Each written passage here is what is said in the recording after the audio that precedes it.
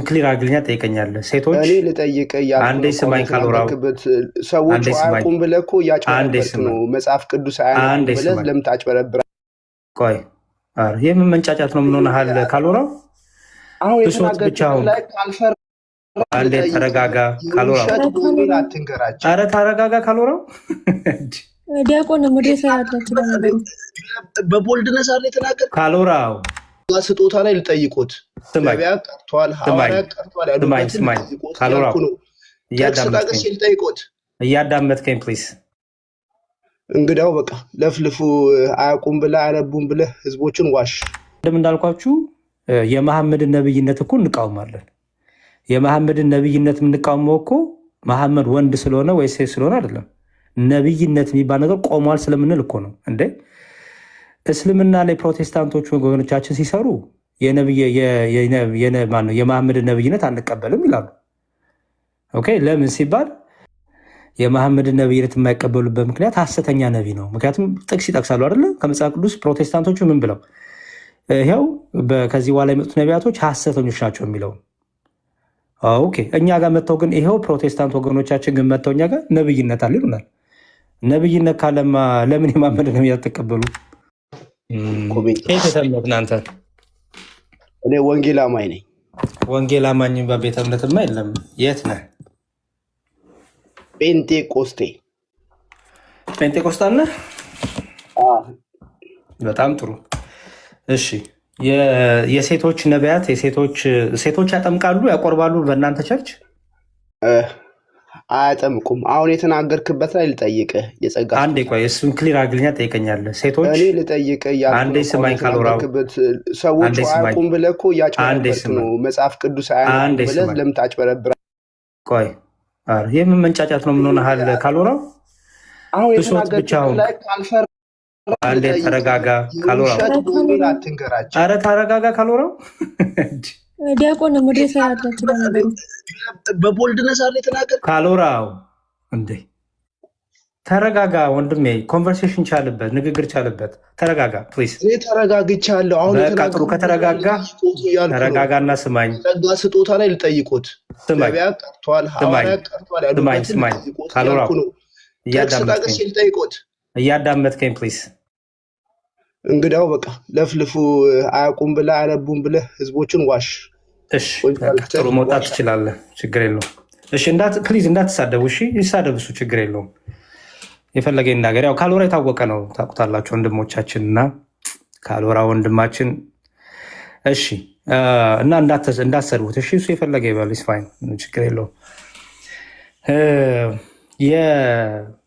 እንደ ቅድም ስጠይቀው ሰምታችሁኝ ከሆነ በአንተ ቤተ እምነት የሚያጠምቁ ሴቶች አሉ ወይ? ቁርባን የሚሰጡ ሴቶች አሉ ስል የሉም አለኝ። የሉም አለኝ። እኔ ያንን ነገር የጠየኩት ለምንድነው? ክሊር እንዲያደርግልኝ። ምክንያቱም ሴቶች ድርሻቸው ምንድን ነው በአንተ ቸርች የሚለውን ለማወቅ። ለምንድነው የማያጠምቁት ታዲያ? ለምንድን ነው ቁርባን የማይሰጡት ሴቶች? ለምንድነው ቁርባን የሚያዘጋጁት ሴቶች? ለምን ተከለከለ በሱ ቸርች?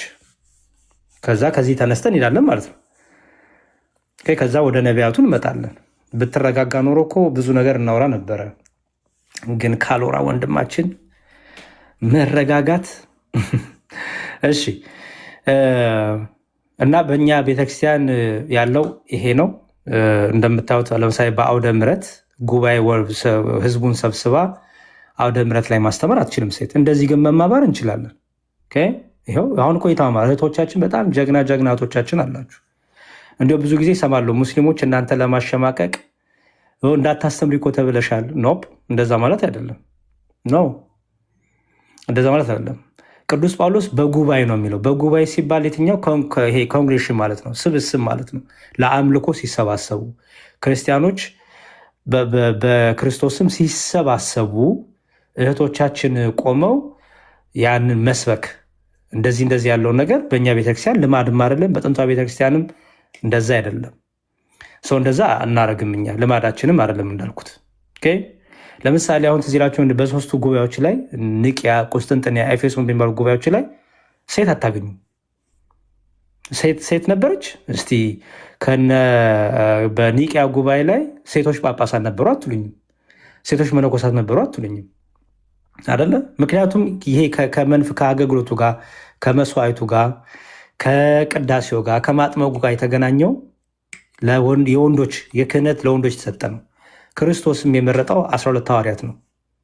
ለ12ቱንም ሐዋርያት እፍ ብሎ ሂዱ አጥምቁ ያለው ወንዶቹን ነው።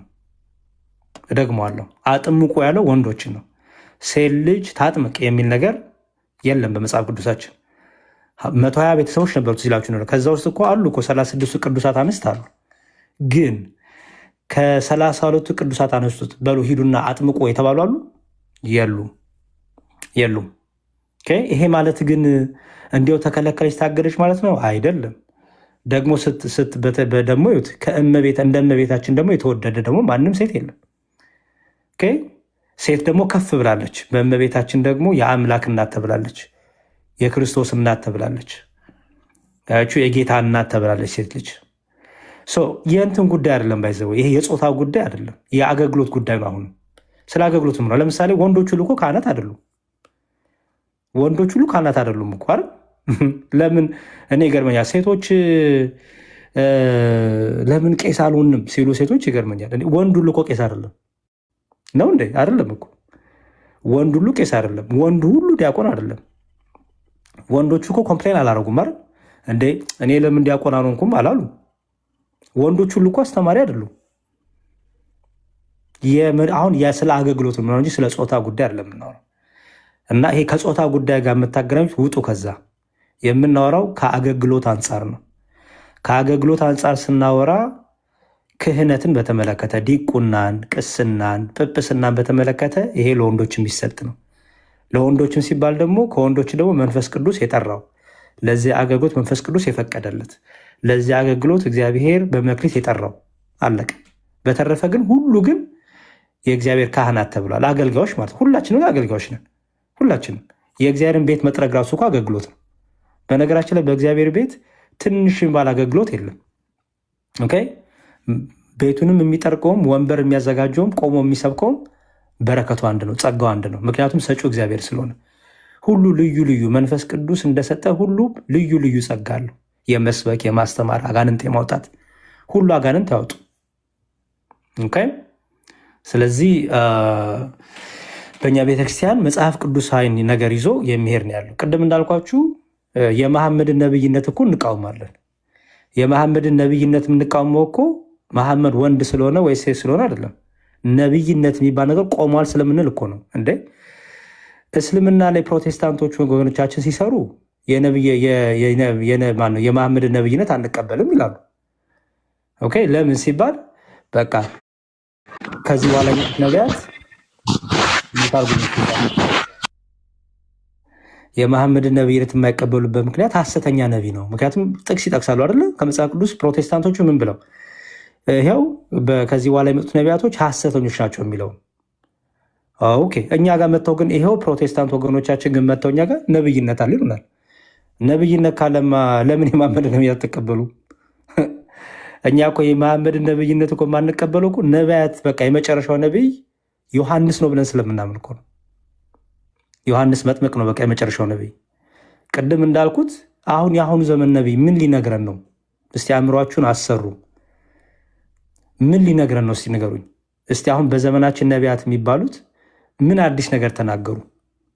እስቲ መጽሐፍ ቅዱሱ ያልነገረን አሁን በበፊት መጽሐፍ ቅዱስ ስላልነበረ ዶክመንት ተደርጎ ስላልነበረ እግዚአብሔር ነቢያቱን ስለሚያናግር ሊመጣ ያለውን ነገር በነቢያቱ በኩል ስለሚነግር ነቢያት ያስፈልጉ ነበረ። በኋላ ግን በልጁ ተናገረን። ልጁ ራሱ የክብሩ ነጸብራቅ የሆነ ልጁ ራሱ ነገረው ሁሉ ነገር። አሁን የዘመናችን ነቢያት ምንድን ነው የሚነግሩን? እስኪ ንገሩኝ። ቀደም እንዳልኩት እቁብ ይደርሰሃል ወይ አጎትና እናትን አያትን ስማቸው ይነግሩሃል ወይ ደግሞ ባንክ ቡክን አምጣ ትባላለህ ወይ ደግሞ በቃ አለቅ። ምን ሊነግሩ ነው? አዲስ ነገር። እስቲ አዲስ ነገር የተናገረ ነቢይ ያለው አሁን በዘመናችን ነቢይ ነኝ ከሚል ሰው ምንድነው አዲስ ነገር የነገረን? እስቲ ንገሩኝ። ረሃብ፣ ቸነፈር፣ የመሬት መንቀጥቀጥ፣ ጦርነት ሁሉ ነገር ተነግሯላ። ማቴዎስ ወንጌል ምዕራፍ 24 ላይ ምን አዲስ ነገር ሊነግሩ? ለዚህ ነው እኮ ግራ የሚናገሩት ነገር ቢያጡ በቃ ዝም ብለው ባንክ ቡክን አምጣ እንትንን አምጣ ድመቷ ስትፈወሳየው እንደዚህ በዚህ ወጥቶ እንደዚህ በዚህ ገብቶ ምንባለው። ስታንዳርዱን በደንብ ቢጠብቅ ጥሩ ነው። እኔ ነቢያትን እቀበላለሁ የሚል ፕሮቴስታንት ከእስልምና ወገኖቻችን ጋር ሲገናኝ እንዴት ነው መሐመድ ሐሰተኛ ነቢ ነው ብለው ዲፌንድ አድርግ የሚችለው? ምክንያቱም የነቢያት አገልግሎት ቀጥሏ ከተባለም መሐመድን እንግዲህ ወደ መቀበለት መጥኖ ማለት ነው። እኛ ግን ኦርቶዶክሲያን በደንብ አድርገን እናገራለን። ምን መሐመድን ነብይ አይደለም ስንል አንደኛ የነብይነት አገልግሎት የለም ከዚህ በኋላ በአዲስ ኪዳን ነብይ ብለን ስለምናምን ነው። እና ይሄንን በደንብ አድርጋችሁ ልትገነዘቡ ይገባል። ነቢይ ስንል ምን ማለት እንደሆነ ማለት ነው እንጂ በተረፈ የጾታ ጉዳይ እንዳልሆነ እወቁ። የጾታ ጉዳይ እንዳልሆነ እወቁ። አገልግሎት የጾታ ጉዳይ አይደለም።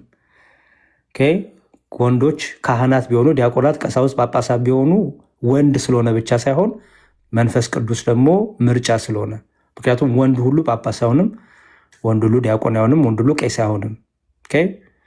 በተረፈ ግን ሁሉም ግን የእግዚአብሔር መንግስት አገልጋይ ነው። ለእግዚአብሔር መዘመር አልተከለከልንም አይደለ? ቤተሰቦቻችን ልጆቻችሁን ሰብስባችሁ እናቶች እህቶቻችን ልጆቻችሁን ሰብስባችሁ እኮ ማስተማር ቻላችሁ። አሁን እኔ እግዚአብሔር ቢፈቅድ ባለቤቴ ልጄ እንድታስተምር እፈልጋለሁ ቤት ውስጥ በደንብ አድርጋ ወታ ደግሞ እንደዚህ ልክ አሁን ቲክታክ ላይ ከእህቶቿ ጋር እንድትማማር መጽሐፍ ቅዱስን ይደግፋታል። ምንም የሚከለክላት ነገር የለም። ቃል እግዚአብሔር እኮ እንዲህ ነው እንዲህ ተምሬያለሁ እንዲህ አውቃለሁ እንድትል ምንም አይከለክላትም። እንደዚህ ቁጭ ብለን የእግዚአብሔርን ቃል መነጋገር እምነታችንን መጠበቅ ሴት ወንድ አይልም፣ እንጠብቃለን። ከምስጢር ጋር የተገናኘው ግን ከማጥመቅ ከቅዱስ ቁርባን ከጵጵስና ከዲቁና ከቅስና ጋር የተገናኘው ግን ይሄ ለሴቶች የሚሰጥ ወይም ለሴቶች የተፈቀደ አገልግሎት አይደለም። አለቀ። ይሄ ግን የሚቀርባችሁ ነገር አለ የለም። ሰው በዚህ ያዙት። ጨርሰናል።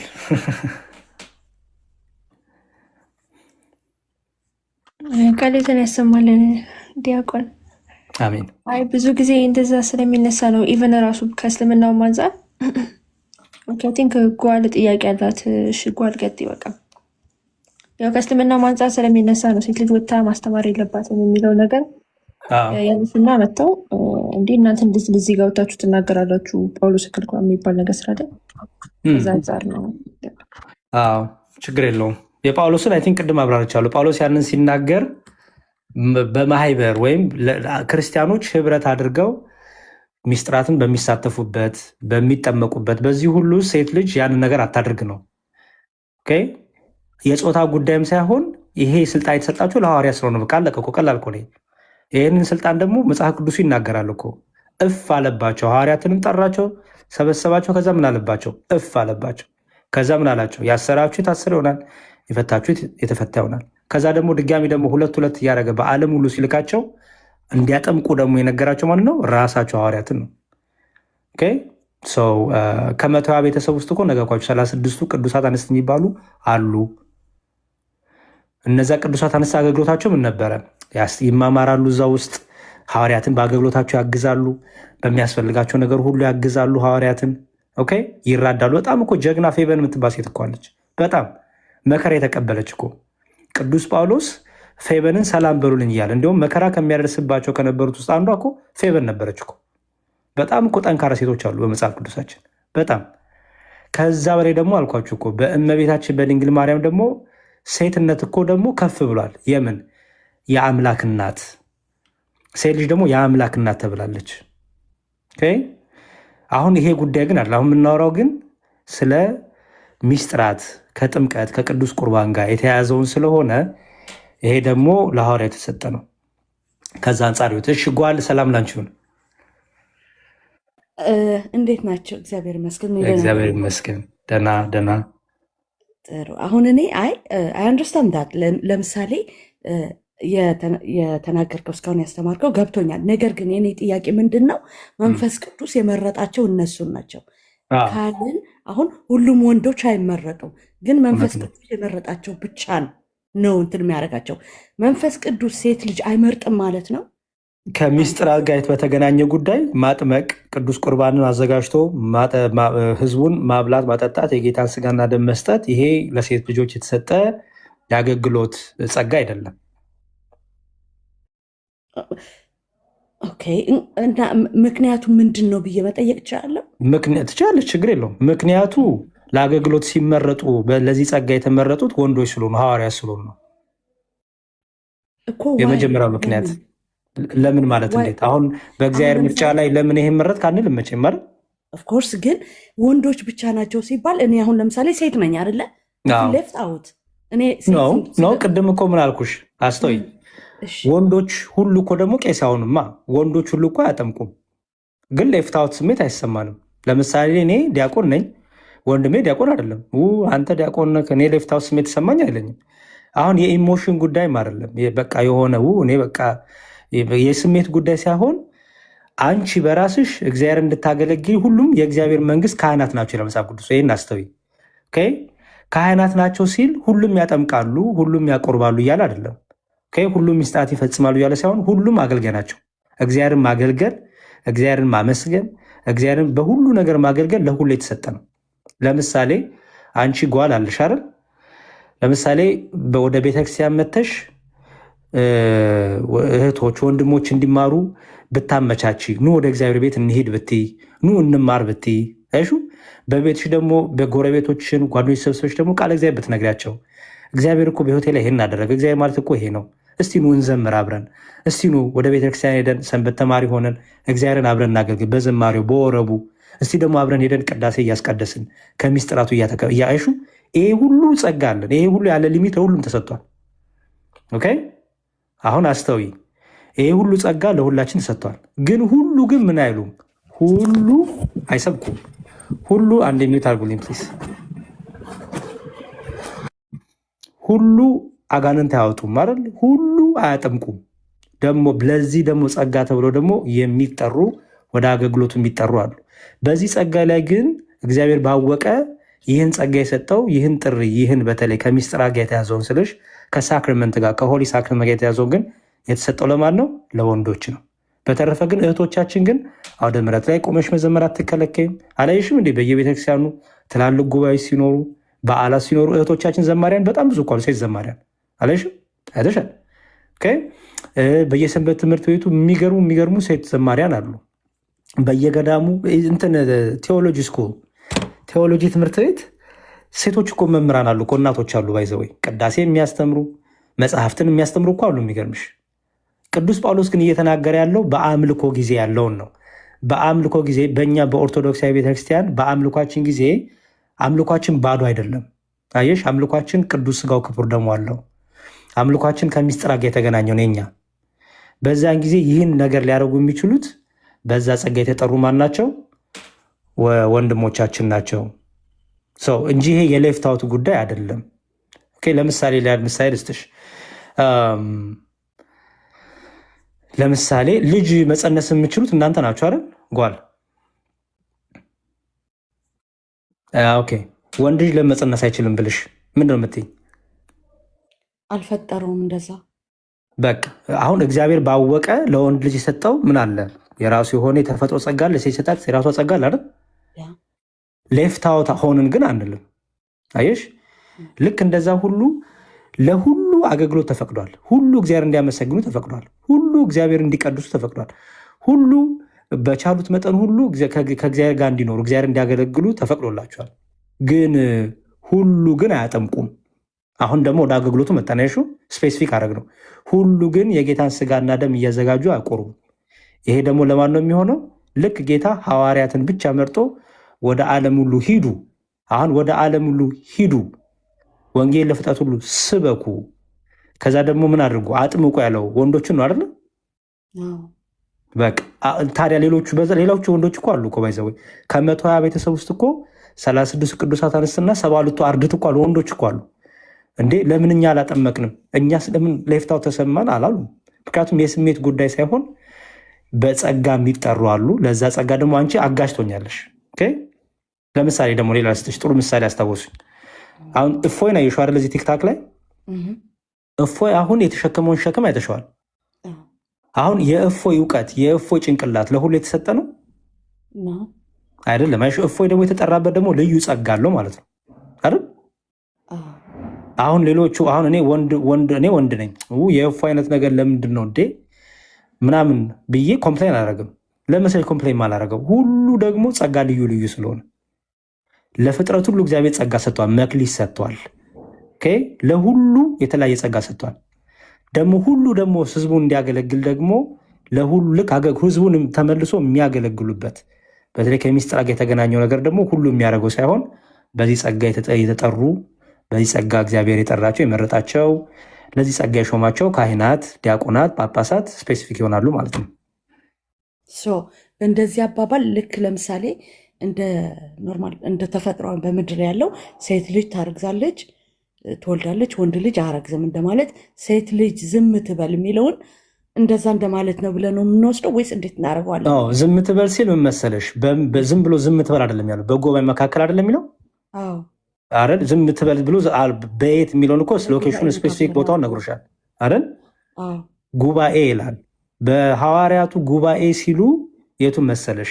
ተሰባስበው ክቡር ስጋውን ክቡር ደሙን የሚበሉበትን ያንን እንጀራ ያንን ህብስት ያንን ማዕድ የሚቃመሱበትን ሚስጥራት የሚፈጽሙበትን አምልኮ የሚያደርጉበት በዚያ ጊዜ ሴት ልጅ አይደለችም ይሄን ማድረግ የምትችለው ነው። አየሽ፣ አምልኮ እየመራች ሚስጥራትን እየፈጸመች እያጠመቀች ስጋው ደሙን እያቀበለች ይሄን አታርግ ነው ያለው። ኦኬ፣ ይሄን አታርግ ነው እንጂ ያለው ተሰብስባ ለሃይማኖቷ ዲፌንድ ማድረግ ተሰብስባ ከቤተሰቦቿ ጋር መማማር ከእህት ወንድሞቿ ጋር መማር እንደዚህ ቲክታክ ላይ እምነቷን መመስከር እኔ ማምነው ይሄን ነው ማለት። ምክንያቱም አሁን ይሄ የምናደርገው ነገር ከምን ጋር የተገናኘ አይደለም፣ ከሚስጥራት ጋር የተገናኘ አይደለም አይደለም። አሁን እያጠመቅን ነው፣ እዚህ ክቡር ስጋውን ክቡር ደሙን እየሰጠን ነው፣ እዚህ ጓል አይደለም። አሁን ምስክር ነው ያዝናለን። መመስከር ለሁላችን የተፈቀደ ነው። ባይዘወይ እንመሰክራለን፣ እምነታችንን እንመሰክራለን። ምክንያቱም ክርስቶስ በሰው ፊት የሚክደኝን ብሏል። በሰው ፊት ላይ የሚመሰክርልኝ በአባቴና በመላእክቱ ፊት እመሰክርለታለሁ፣ የሚክደኝን ደግሞ እክደዋለሁ አላውቀውም ብሏል ብሏል። ስለዚህ መመስከር ለሁሉ የተሰጠ ጸጋ ነው። ምክንያቱም በእምነታችን ልናፍር ልንሸማቀቅ ስለማይገባ ለሚጠይቋችሁ ጥያቄ ሁሉ ነው የሚለው መልስ ለመስጠት የተዘጋጃችሁ ሁኑ። መልስ መስጠት ምስክርነት ለሁሉ የተሰጠ ነው።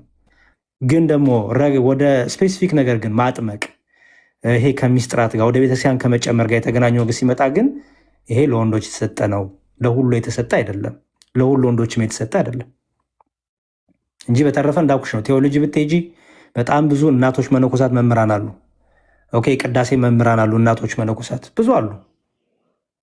ግን በቤተ መቅደስ ያለውን ግን አገልግሎት ግን ከወንዶችም በዚህ ጸጋ የተጠሩ ብቻ ወንዶች እንጂ ሁሉም ወንዶች አይደሉም ያን የሚያደርጉት። ምንም ችግር የለውም። ትዝ ይልሽ እንደሆነ በዚህ በመጽሐፍ ቅዱሳችን ላይ አንድ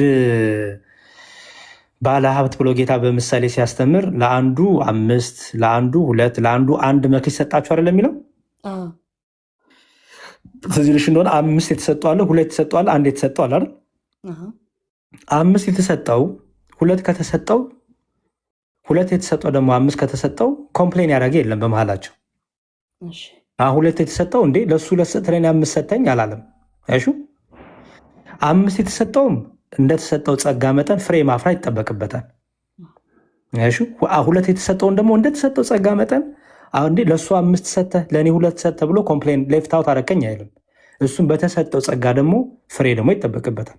1 የተሰጠውም ራሱ በዛች በአንዷ ደግሞ ፍሬ ማፍራት ይጠበቅበታል። ፍሬ ማፍራት ማለት ያንን ጸጋ ይቀበላል፣ ያንን መክሊት ይቀበላል። ከእግዚአብሔር ዘንድ ያለ መክሊት ያለ ጸጋ ወደዚህ ምድር የመጣ የለም። ሁሉ በመክሊት በጸጋ ነው የመጣው። ያ መክሊታችን ግን ልዩ ልዩ ነው። ጸጋችን ግን ልዩ ልዩ ነው። የተሰጠን ጸጋ ልዩ ልዩ ነው። ያንን ጸጋና ችሎታችንን ያንን ሪኮግናይዝ አድርገን ምን ማድረግ ነው? ቫሊዩ ሰተን በተሰጠን ጸጋ ፍሬ ማፍራት መሮጥ። የበለጠው ጸጋ ያለውን ሰው ደግሞ በበለጠው በዛ ጸጋው ደግሞ መጠቀም። ለምሳሌ በጣም በጣም በጣም ስማርት የሆነ ሰው በህይወትሽ ላይ አጋጥሞሽ ያውቃል? ጓል የምትጠቀሚበት ምክር ስትፈልጊ ምናምን ስትፈልጊ የምትጠቀሚበት ሰው የለም አለ አይደል? አሁን እሱን ሰው ተጠቀምሽበት። አይሹ ምን ስላረግሽ? እሱ የተሰጠውን ብዙ ጸጋ ክሬዲት ስለሰጠሽ ቫሊዩ ስለሰጠሽ አይደል? ኮምፕሌን ብታደርጊ ትጠቀሚበታለሽ። ምክንያቱም ስታየው ትናደጃለሽ አይደል? ኮምፕሌን ካረግሽ። ኢንስቴድ ግን ሁሉ የተሰጠው ጸጋ ልዩ ልዩ ነው። ኦኬ ለምሳሌ ወደ መንፈሳዊ ላምጣው። አጋንንት የማውጣት ጸጋ ያላቸው አባቶች ብዙ አሉ። ስለዚህ አጋንንት ለማውጣት ጸጋ ያላቸውን አባቶች በሰጣቸው ጸጋ እኔ መጠቀም አለብኝ አይደል? ለምን እኔ አጋንንትን አላወጣውም? እነሱ አጋንንት ሲያወጡ እኔ አጋንንት ማውጣት ለምንድን ነው ብዬ ኮምፕሌን አላደርግም። ምክንያቱም ሁሉም የተለየ ጸጋ ስላለው ማለት ነው። እና ከዚህ አንጻር ነው በደንብ ማየት ያለብሽ። አንዳንዴ አባቶቻችን ደግሞ ከምን ያገኙታል? ከተፈጥሮ ሁኔታችን ጋር ያገናኙታል። ባይዘወይ ለምሳሌ አሁን እህቶቻችን ታውቂያለሽ፣ በወር የሴቶች ልማድ አለባቸው አይደል? ፔሪድ ይመጣል። ፔሪድ ሲመጣ ሆስፒታል እኮ የሚተኙ አሉ አይደል? ታውቂያለሽ መቼም። የሚያስመልሳቸው አሉ። በጣም ብዙ ፔን ውስጥ የሚያሳልፉ አሉ አይደል? ስለዚህ በቃ እሷ ፔኗስ በቃ ሐኪም ቤት በሄደሽ ቁጥር አገልግሎቱ ሊቆም ነው። አይሹ ይሄ የሴትነት በራሱ ተፈጥሮ አለ። ባይዘወይ አይደል? ሴትነት በራሱ ተፈጥሮ አለ። ለምሳሌ ሴት ልጅ በቃ ድምጿ ራሱ እኮ በአንዳንድ ደካማ የሆኑ ሰዎችን እኮ ወዳልሆነ ስጋይ ስሜት የሚከትም አላል። በቃ አንዳንዴም አባቶቻችን ከተፈጥሮ አንጻርም እግዚአብሔር አዋቂ ስለሆነ ሁሉን ነገር የሚያውቅ ስለሆነ በሴቶች ላይ ካለው የተፈጥሮ ሁኔታ አንጻር፣ በወንዶች ላይ ካለው የተፈጥሮ ሁኔታ አንጻር ከዚህ አንጻር ይሄ መውጣቱ፣ መውረዱ፣ መታገሉ ብዙ ነገሩ ከአገልግሎቱ አንጻር እና ደግሞ ካለው ሸክም ካለው መከራ አንጻር በዚህም የተነሳ እህቶቻችን ደግሞ በልዩ ጸጋ እግዚአብሔር ጠራቸው፣ በልዩ ጸጋ እግዚአብሔር ደግሞ ሰጥቷቸዋል ብለው ደግሞ ያስተምራሉ ማለት ነው።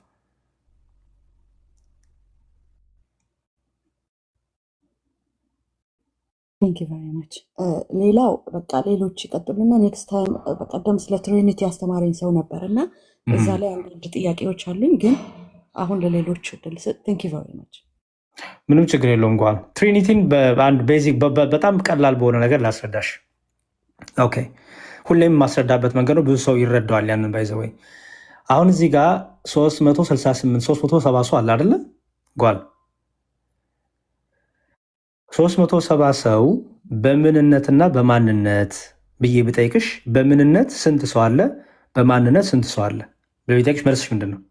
የጠየኩሽ አስተዊ በምንነትና በማንነት ነው። በምንነት 370 ምናምን ሰው አለ። በማንነት ቆይ እኔ እንጃ እንዴት ነው?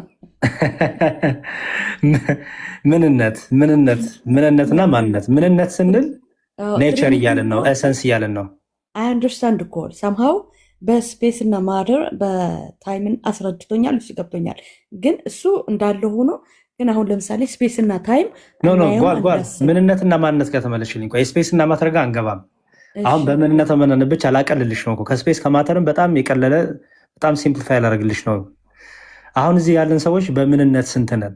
379 ነን ወይስ አንድ ነን? በምንነት ወይኔ አላውቅም። ኔቸር እያለን እኮ ነው። ኤሰንስ እያለን ኔቸርማ አንድ ነን። ፐርፌክት። ስለዚህ እዚህ ጋር ያለነው ሰዎች ጠቅላላ በምንነት ስንት ነን? በምንነት አንድ ነን። ምን ተብለን እንጠራለን? ሰው አይደል? ባህሪያችንን ሰዋዊ ማንነታችን እየተናገር ነው። ምንነታችን አይደል? በጣም ጥሩ። ስለዚህ እዚህ 1 ሚሊዮን 2 ሚሊዮን እየጨመረ ይመጣ መጨረሻ ላይ ምን ብለሽ የምትይው አንድ አይደል? ይሄ ምንነታችን ነው። ማንነታችን ስንል ግን ማንነት ስንል እኔ ባይነታችን እያልን ነው። ስለዚህ አንቺ እኔ አይደለሽም አይደል? እዚህ ያሉት ሰዎች ኤክሶ አንቺ አይደለሽም አይደል? በጣም ጥሩ። አሁን ወደ መጽሐፍ ቅዱስ ስናመጣው አብ ወልድ አይደለም። ምክንያቱም አብ ወልድን ልጄ ይለዋል አይደል? ወልድ ደግሞ አብን ማን ይለዋል? አባቴ ይለዋል አይደል? አሁን አስተዊ እኔና አብ ይላል። ለምሳሌ እኔና አብ አንድ ነን። አሁን እኔ እና ካልኩኝ እኔ ስል ፐርሰን አይደለ? እኔን ነው እየጠራሁት አይደል? ለምሳሌ ክርስቶስ እኔ ሲል ፐርሰን ነው አይደለ? እና ብሎ ደግሞ አብን ሲጠራው አብም ደግሞ ፐርሰን ነው፣ እኔነት አለው ማለት ነው አይደል? እኔና አብ ሁለት ሰው አሉ ማለት ነው። ሁለት ሰዎች ሁለት ሰው ሳይሆን ሁለት ፐርሰን አለ። አሁን የምናወራው ስለ እግዚአብሔር ፐርሰን ነው የምንለው፣ ባዲ ሳይሆን ፐርሰን። አሁን እኛ አካል ስንል ፐርሰን እኔ ባይነት እያልን ነው እንጂ ባዲ እያልን አይደለም። አስተውይ። ለምሳሌ ሚካኤል ገብርኤል አይደለም ነው አይደለም። ግን እንደኛ የሚነካ የሚጨበጥ ሰውነት አላቸው ነው የላቸውም። ግን ሚካኤል እኔ ባይ ነው፣ ገብርኤል እኔ ባይ ነው አይደል? ስለዚህ ሚካኤል አካላዊ ነው ስንል ባዲ እያልን ሳይሆን ምን እያልን ነው ማለት ነው? ፐርሰን እኔ ባይ ነው እያልን ነው። አይደል? ግልጽ ነው። እዚህ ድረስ ገብቶሻል? ፐርፌክት። ስለዚህ አሁን እኔና አብ አንድ ነን ሲል እኔና አብ ሲል እኔ ብሎ ራሱን እኔነት አሳየ። አብ ብሎ ደግሞ እና ብሎ ደግሞ አብን እኔ ባይ እንደሆነ አሳየ። ሁለት አካል አየን አይደል? አንድ ነን ግን አለ። አሁን ይህን ነው የምንጠይቅሽ። አሁን እኔና አብ አንድ ነን። ለምሳሌ ሰው አንቻውን ለሳይ እሺ፣ ሚት አርጉልኝ ፕሊዝ። አንቻውን ለምሳሌ ሰው ነሽ። ኦኬ፣ እኔና እግዚአብሔር አንድ ነን ማለት ትችላለሽ? ነው እኔና እግዚአብሔር አንድ ነን። ለምን ነው የማትይው? ምክንያቱም እኔ ሰው ነኝ። ፐርፌክት። እሱ ሰው አይደለም። በጣም ጥሩ።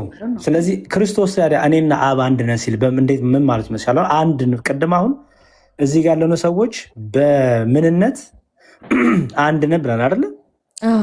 ምንነት ስንም ምን እያወራን ስለሆነ ኔቸር እያወራን ስለሆነ ባህሪ እያወራን ስለሆነ አይደለ? በጣም ጥሩ። ኢየሱስ ክርስቶስ እኔ እና አብ ሲል ፐርሰንን አየን አይደል? ሁለት አካል አየን። አብ ወልድ አይደለም፣ ወልድ አብ አይደለም ማለት ነው አይደል? በጣም ጥሩ። ከዛ አንድ ነን ሲል በምንነቱ አንድነቱ ታዲያ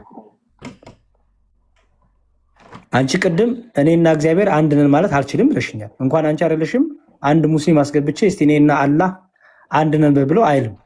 እሺ ኦኬ። ሶ እኔና አንቺ አሁን ክርስቶስ እኔና አብ አንድ ነን ሲል አንድ ያለው ምኑን ነው ታዲያ?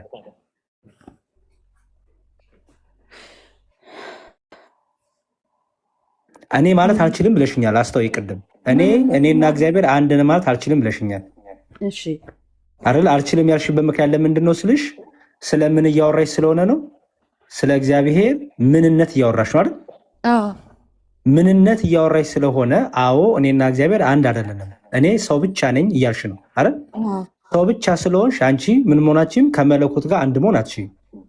ምክንያቱም መለኮታዊ ማንነት የለሽም። እሺ አይደል? ኔቸርሽ መለኮታዊ ምንነት የለውም አይደል? ኦኬ በጣም ጥሩ። ኢየሱስ ክርስቶስ ግን ማንም ማለት የማይችለውን ነገር አለ። ምን ብሎ እኔና አብ አንድ ነን አለ። ስለዚህ አንድ ነን ሲል በምን አንድ ነን እያለ ነው? በአካል አይደለም፣ በፐርሰንነት አይደለም አይደል? በምንነት ነው እንጂ በአካል አንድ ነን እያለ አይደለም። ምክንያቱም በአካል አንድ ነን እያለ ከሆነማ እኔና አብ ማለት አያስፈልገውም። ኦኬ አይደለም? አዎ። ምክንያቱም አብ አብ ነው፣ ወልድ ወልድ ነው። አብ እኔ ባይ ነው፣ ወልድ አብን ልጄ ይለዋል።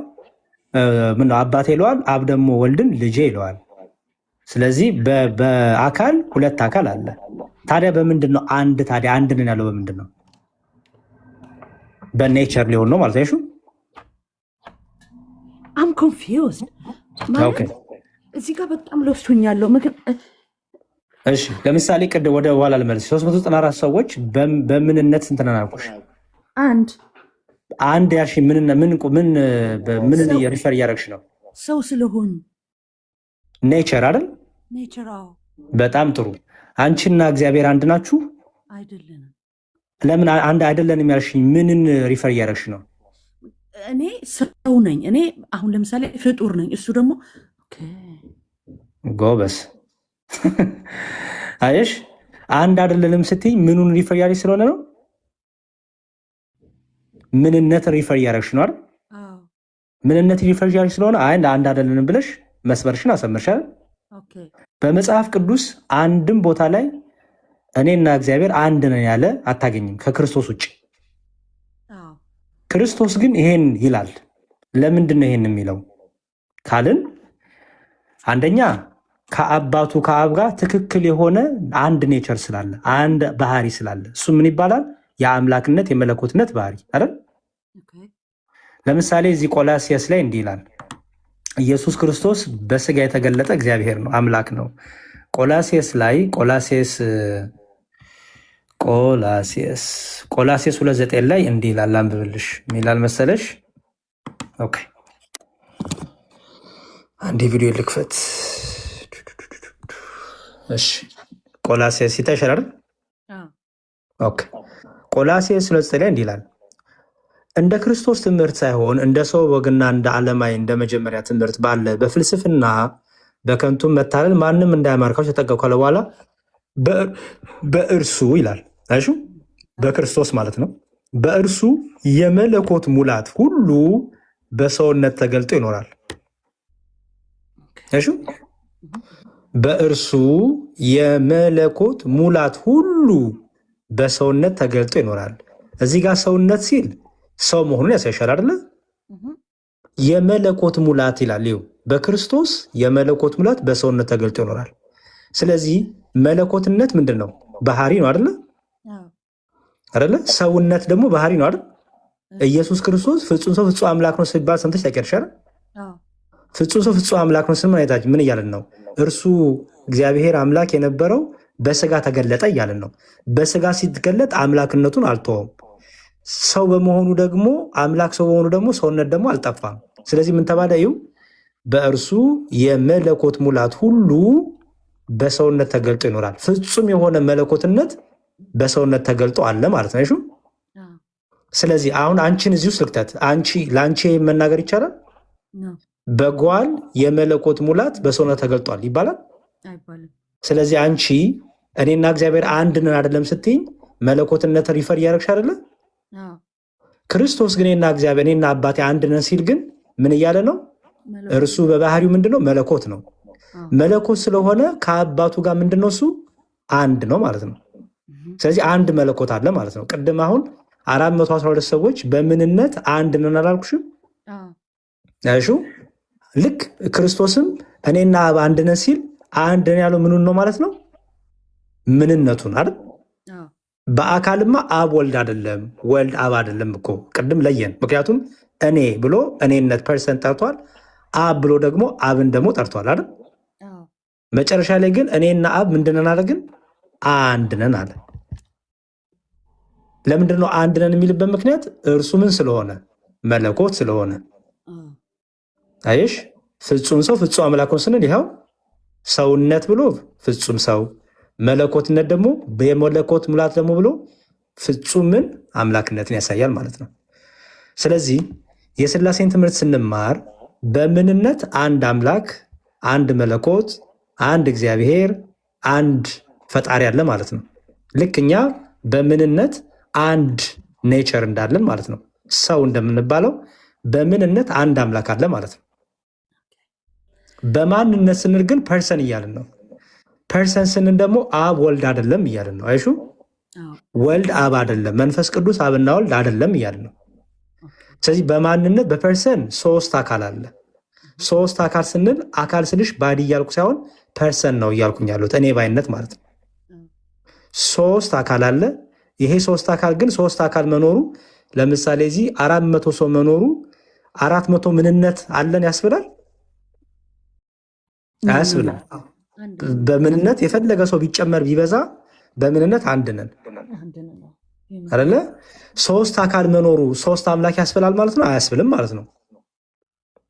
አይሽ ሶስት አካል መኖሩ ሶስት ማንነት መኖሩ ሶስት መለኮት ያሰኛል? አያሰኝም። ይልቁንም አንድ በአንድ ምንነት ስንል በመለኮት በፈጣሪነት በአልፋና ኦሜጋነት በሁሉን ፈጣሪነት ቻይነት አንድ አምላክ አለ።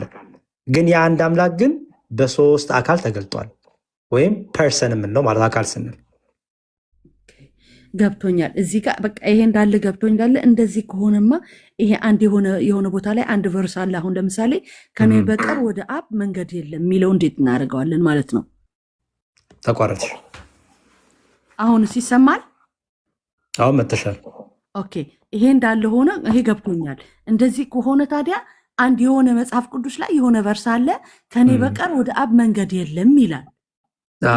ካለኔ ወደ አብ ልትመጡ አትችሉም ይላል። እሱም ብቻ አይደለም፣ መልሶ ደግሞ አብ ወደ እኔ ካላመጣችሁ ወደ እኔ አትመጡም ይላል። ሁለት ቦታ ሁለት ነገር ጌታችን ተናግሯል። አንደኛው ያለኔ ወደ አብ አትመጡም አለ። አስተውይ። ቀጥሎ ደግሞ አብ ደግሞ ወደ እኔ ካላመጣችሁ ወደ እኔም አትመጡም አለ። ኦኬ ምን ማለት ነው? ምን ማለት መሰለሽ? ልጁ ክርስቶስን በስጋ የተገለጠው ማን ነው? ወልድ ነው አይደለ? በስጋ የተገለጠው ወልድ ነው። በስጋ አብ አልተገለጠም፣ መንፈስ ቅዱስ አልተገለጠም አይደል? በስጋ የተገለጠው ወልድ ነው። ወልድን የእግዚአብሔር ልጅ፣ ምክንያቱም ክርስቶስ የተሰቀለበት ምክንያት አሁን ጉድ ፍራይዴ እናከብራለን አይደለ? ፊት ለፊታችን አይደለ? ሰው ያ የተሰቀለበት ክርስቶስ የተሰቀለበት ምክንያት ሰርቆ አጥፍቶ በደል ሰርቶ ነው? የእግዚአብሔር ልጅን ስላለ ይቆል አይደል? ክሳቸው ትዝ ይልሽ እንደሆነ የፈሪሳውያንና የአይሁዶች ክስ ምን ነበረ? ራሱን የእግዚአብሔር ልጅ ነኝ ይላል። እሺ እኔ አምላክ ነኝ፣ ራሱን ከእግዚአብሔር ጋር ያስተካክላል። እኔና አብ አንድ ነን ይላል። እሺ በቃ ይሄ ነው። እንዴት እንዲህ ይላል? ድንጋይ ሊወጉት የሚያነሱት ስለዛ ነበረ። ስለዚህ የእግዚአብሔርን ልጅ በስጋ የተገለጠውን የእግዚአብሔርን ልጅ ሳታምኚ እርሱ ከእግዚአብሔር ዘንድ የተላከ ከአባቱ ዘንድ የተላከ ለዓለም ቤዛ እንዲሆን የተላከ እርሱ የእግዚአብሔር ልጅ ነው። ምክንያቱም ዮሐንስ ወንጌል ምዕራፍ 1 ላይ የሚላል መሰለሽ እንዲህ ይላል፣ ይኸው ለሰው ሁሉ የሚያበራው እውነተኛ ብርሃን ወደ ዓለም ይመጣ ነበረ፣ በዓለም ነበረ፣ ዓለሙም በእርሱ ሆነ፣ ዓለሙም አላወቀውም። የእርሱ ወደ ሆኖ መጣ፣ የገዛ ወገኖቹ አልተቀበሉትም። ለተቀበሉት ግን በስሙ ለሚያምኑት ለእነርሱ የእግዚአብሔር ልጆች ሆኑ ዘንድ ስልጣንን ሰጣቸው ይላል። ስለዚህ ያን በስጋ የተገለጠውን የእግዚአብሔርን ልጅ ሳታምኚ አብን ማመን አትችይም ማለት ነው። ለምሳሌ አሁን አንቺ ፊት ለፊቴ ትታይኛለሽ አይደል? አንቺ ፊት ለፊቴ ትታይኛለሽ አይደል? አንቺን ሳላወድ አንቺን ሳላፈቅር ለአንቺ መልካም ነገር ሳላደርግ የማላየውን እግዚአብሔርን እወደዋለሁ ማለት እችላለሁ? አልችልም። አንቺን ግን ለአንቺ መልካም ሲሆን፣ ለአንቺ ቀና ሲሆን፣ ለአንቺ መልካም ነገሮች ሁሉ ሳስብ ሳደርግ፣ ለፍጥረት ሁሉ መልካም ነገር ለማየው ወንድሜ በአይኔ ለማያት እህቴ መልካም ነገር ሳደርግ በሰማይ ደግሞ እግዚአብሔር ደስ ይሰኛል። እሺ ምን አደረኩ ማለት ነው? አንቺን በመውደዴ አጠገቤ ያለውን ሰው በማፍቀሬ እግዚአብሔርን ደስ አሰኘው። እግዚአብሔር ጋር ደረስኩ አይደለም? በእግዚአብሔር ደስ ተሰኘብኝ በእኔ አይደል? ይሄ እንግዲህ በእኔና ባንቺ ነው። ደግሞ በልጁ ደግሞ ሲታይ ደግሞ ምንድን ነው? በስጋ የተገለጠው ልጁን፣ ስለ አባቱ የነገረን ልጁን፣ ስለምትመጣው መንግስት የነገረን ልጁን፣ ይሄን ሳታምኚ በስጋ የተገለጠውን ወልድን ሳታምኚ የእግዚአብሔር ልጅ ነው ብለሽ ሳታምኚ ወደ አብ አደርሽም ነው። ወይም አብን አታገኙም፣ ወይም የአብን ነገር፣ የአብን ፈቃድ፣ የአብን ዓላማ አትረጅም። ስለዚህ ምን አትይም ነው? ወደ አብ አደርሽም ነው። አመሰግናለሁ። በጣም ምንም ችግር የለውም። ይወቅ። እሺ ጥያቄ የነበረኝ ቤተ እምነት ነሽ? አይ ክርስቲያን ነኝ። መጽሐፍ ቅዱስ ሳነብ ቤተ እምነት ኦርቶዶክስ ነኝ። ግራ ገባኝ። መጽሐፍ ቅዱስ ሳነብ የሆነ ቦታ የት ቤተክርስቲያን ነው የምትሄደው? አረ ሄዳለሁ፣ ሁሉም ሄዳለሁ። የት አንድ ንገረኝ። አረ ሄዳለሁ። ማን ሄደ? የለም በእውነት የምር ነው። ኖ እኔ ምንም ተጠራጥሬ አይደለም ወንድም አለም። የት ነው የምትሄደው ብዬ ነው። አረ ሁሉም ሄዳለሁ እኮ አንድ ንገረኝ። አረ መድኃኒዓለም ሚካኤልም ሄዳለሁ። የት መድኃኒዓለም? አሰላ ነኝ እኔ። ምን ይባላል ቤተክርስቲያኑ ብዬ ነው። መድኃኒዓለም አለ፣ ሚካኤል አለ፣ ሁሉም አሉ። ሙሉ ስሙ ምንድን ነው ቤተክርስቲያኑ ብዬ ነው። መድኃኒዓለም ነው። መድኃኒዓለም ብሎማስ የለም ተው። ሙሉ ስሙ የቤተክርስቲያኑ ስም ምንድን ነው? በእውነት አላውቀውም። በቃ መድኃኒዓለም ነው በእውነት። እኔ አሁን አንተ ያልከው ነገር ግራ ገብቶኛል። እሺ ይሁን ችግር የለውም። እሺ ምን ነበረ ጥያቄ? የሆነ ቦታ እዚህ አዲስ ኪዳን ላይ ማለት ነው ዮሐንስ ምን ይላል መሰለ? ምን ቁጥሩን ንገረኝ። ቁጥሩን አሁን ሴቭ አላረኩትም፣ እንዲህ አልሸመደድኩትም።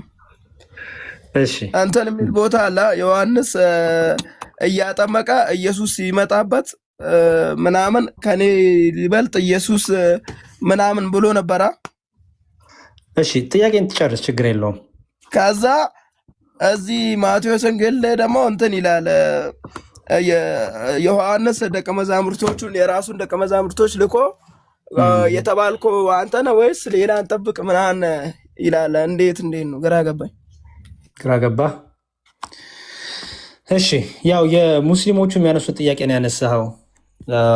አንደርስታንድ ጥያቄ ከየት እንደመጣ ጥሩ አሳይህና ከዛ በኋላ ትማራለህ። ቁጭ ብላለህ። ወደፊት አሳየኝና አስረዳኝ። በእውነት ላስረዳ ነው። ማስረዳት ብቻ ሳይሆን ግን ደግሞ እንድትማርም ላደርግህ ነው። እሺ መጽሐፍ እልክልሃለሁ። ያንን መጽሐፍ ገብተህ ታጠናለህ፣ ትማራለህ። ክርስቲያን ነኝ ካልክ ማለት ነው። ክርስቲያን ነኝ ስላልክ ነው። እግዚአብሔርን አይ ክርስቲያን ነኝ ማርያምን። እኔ ለቀልድ አይደለም እንዲሁ አይ እኔ አይደለህም አላልኩም። ክርስቲያን ከሆን ክንያ ስልህ ከክርስቲያን የሚጠበቀው ማጥናት ነው፣ መማር ነው። ከስራ ጋር አይደለም አይመጣም። ለምሳሌ ለምን ነው የማይመጣው እንዴ? ከስራ ጋር ታው አሁን በአሁን ሰዓት እኮ ነው የምንገባው። እሺ ይሁን፣ ችግር የለውም። እሺ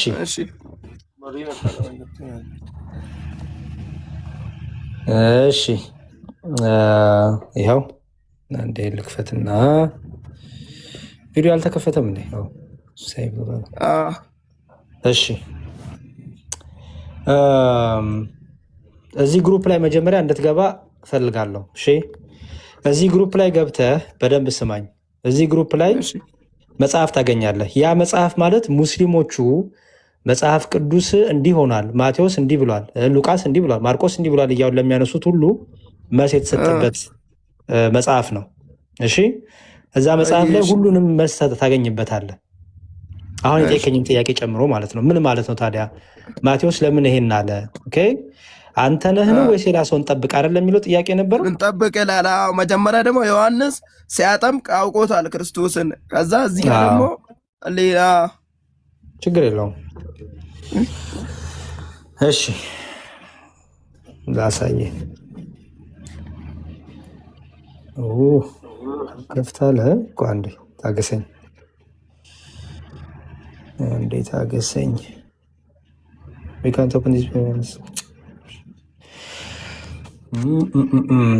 እሺ አልከፍታለኝ። ኦኬ ችግር የለውም። በቃ በሌላ ኮምፒውተር ላሳየህ። እንዲሁ አታስረዳኝም?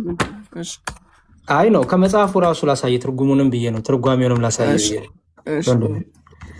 ምክንያቱም መጽሐፍቱ መጀመሪያ ቃሉን እናንብበው አይደለ? ቃሉ የሚገኘው ማቴዎስ ወንጌል ላይ ምን ይላል? ኢየሱስም አልፎ እንደተሰጠ በሰማ ጊዜ ወደ ጌራ ፈቀቅ ብሎ ሄደ። ከዚያም እልፍ ብሎ ሁለት ወንዶ የዘብዴዎስ ልጆች ያዕቆብ ወንድሙን ዮሐንስን ከአባታቸው ከዘብዴዎስ ጋር ጠራቸው ይልና፣ እሺ አንዴ ትርጓሜ ላውጣልህ።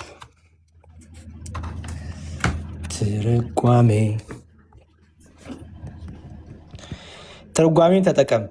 ትርጓሜ ደግሞ በጣም ይጠቅማል። ትርጓሜ ማለት በመጽሐፍ ቅዱስ ያለው አረዳድ ማለት ነው። ኦኬ ይሄን ብታገኝ ይሄ እንዴት ይፈታል የሚለው እሱ ኦርቶዶክሳዊ ትርጓሜ አለ። እዚህ ግሩፕ ላይ ገብተህ ብቻ የፈለግከውን መጽሐፍ ታገኛለህ። እሺ ችግር የለውም። እሺ አንዴ ላውጣልህ። አንዴ ቆይ ስልኬን ከእጄ ላንሳና ላዘጋጅ። እስከዛ ታብታብ አድርጉ ወገኖች፣ ወገን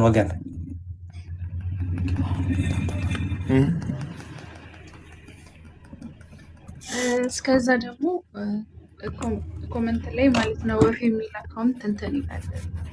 የዲያቆን የቴሌግራም ቻናል ሊንኩን ያስቀምጥላችኋል። እሱን ኮፒ እያደረጋችሁ ቴሌግራም ላይ ሰርች አድርጉት ይመጣላችኋል። ይሰማሉ?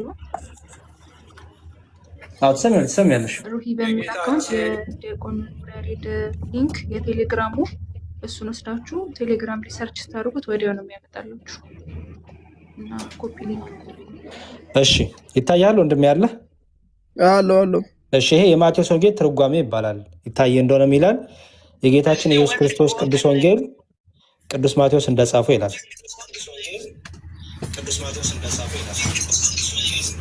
የሆነ የሚጮህ ነገር አለ ወገን። ከጎኔ ያለው ልጅም እያዳመጠ ነው። ለዛ ነው ቀንሰው ተሙ በስልኩ። እሺ ችግር የለውም። እሺ ሚላል መሰለ የምታገኘው ምዕራፍ 6 ቁጥር 31 ላይ ነው የምታገኘው። ምዕራፍ 6 ቁጥር 31 እና ምዕራፍ 11 ቁጥር 3 ላይ ታገኘዋለህ ይሄን ቃል። ኦኬ ሰው ምን ማለት ነው የሚለውን እዚህ ጋር ሲያብራራ ምን እንደሚል። እሺ ምዕራፍ 4 ደርሻለሁ። ምዕራፍ 5 ምዕራፍ 6 ትርጓሜ ማለት መጽሐፍ ቅዱስ ኦርቶዶክሳዊ እይታ እንዴት ነው የሚፈታው? አንድ ቃል ስታገኝ እንዴት ነው የምትፈታው? በራስ ግምት ኦርቶዶክሳዊ ሰው ታውቃለህ በራሱ መፍታት አይችልም። በራሳችን ይሄን ተረድቻለሁ ይሄን የመረዳት የሚባል ነገር የለም። ቤተክርስቲያን እንዴት ተረዳችሁ ነው የምንለው። ቤተክርስቲያን እንዴት ይሄን ከፈታችሁ፣ ይሄን ክፍል እንዴት አየችሁ፣ እንዴት ተረዳችሁ ነው የምንለው። እሱ ትርጓሜ ይባላል ማለት ነው። እሺ ምዕራፍ 6 ይኸውልህ ይታያል። ቆይ ካሜራ ልጠርግልህ።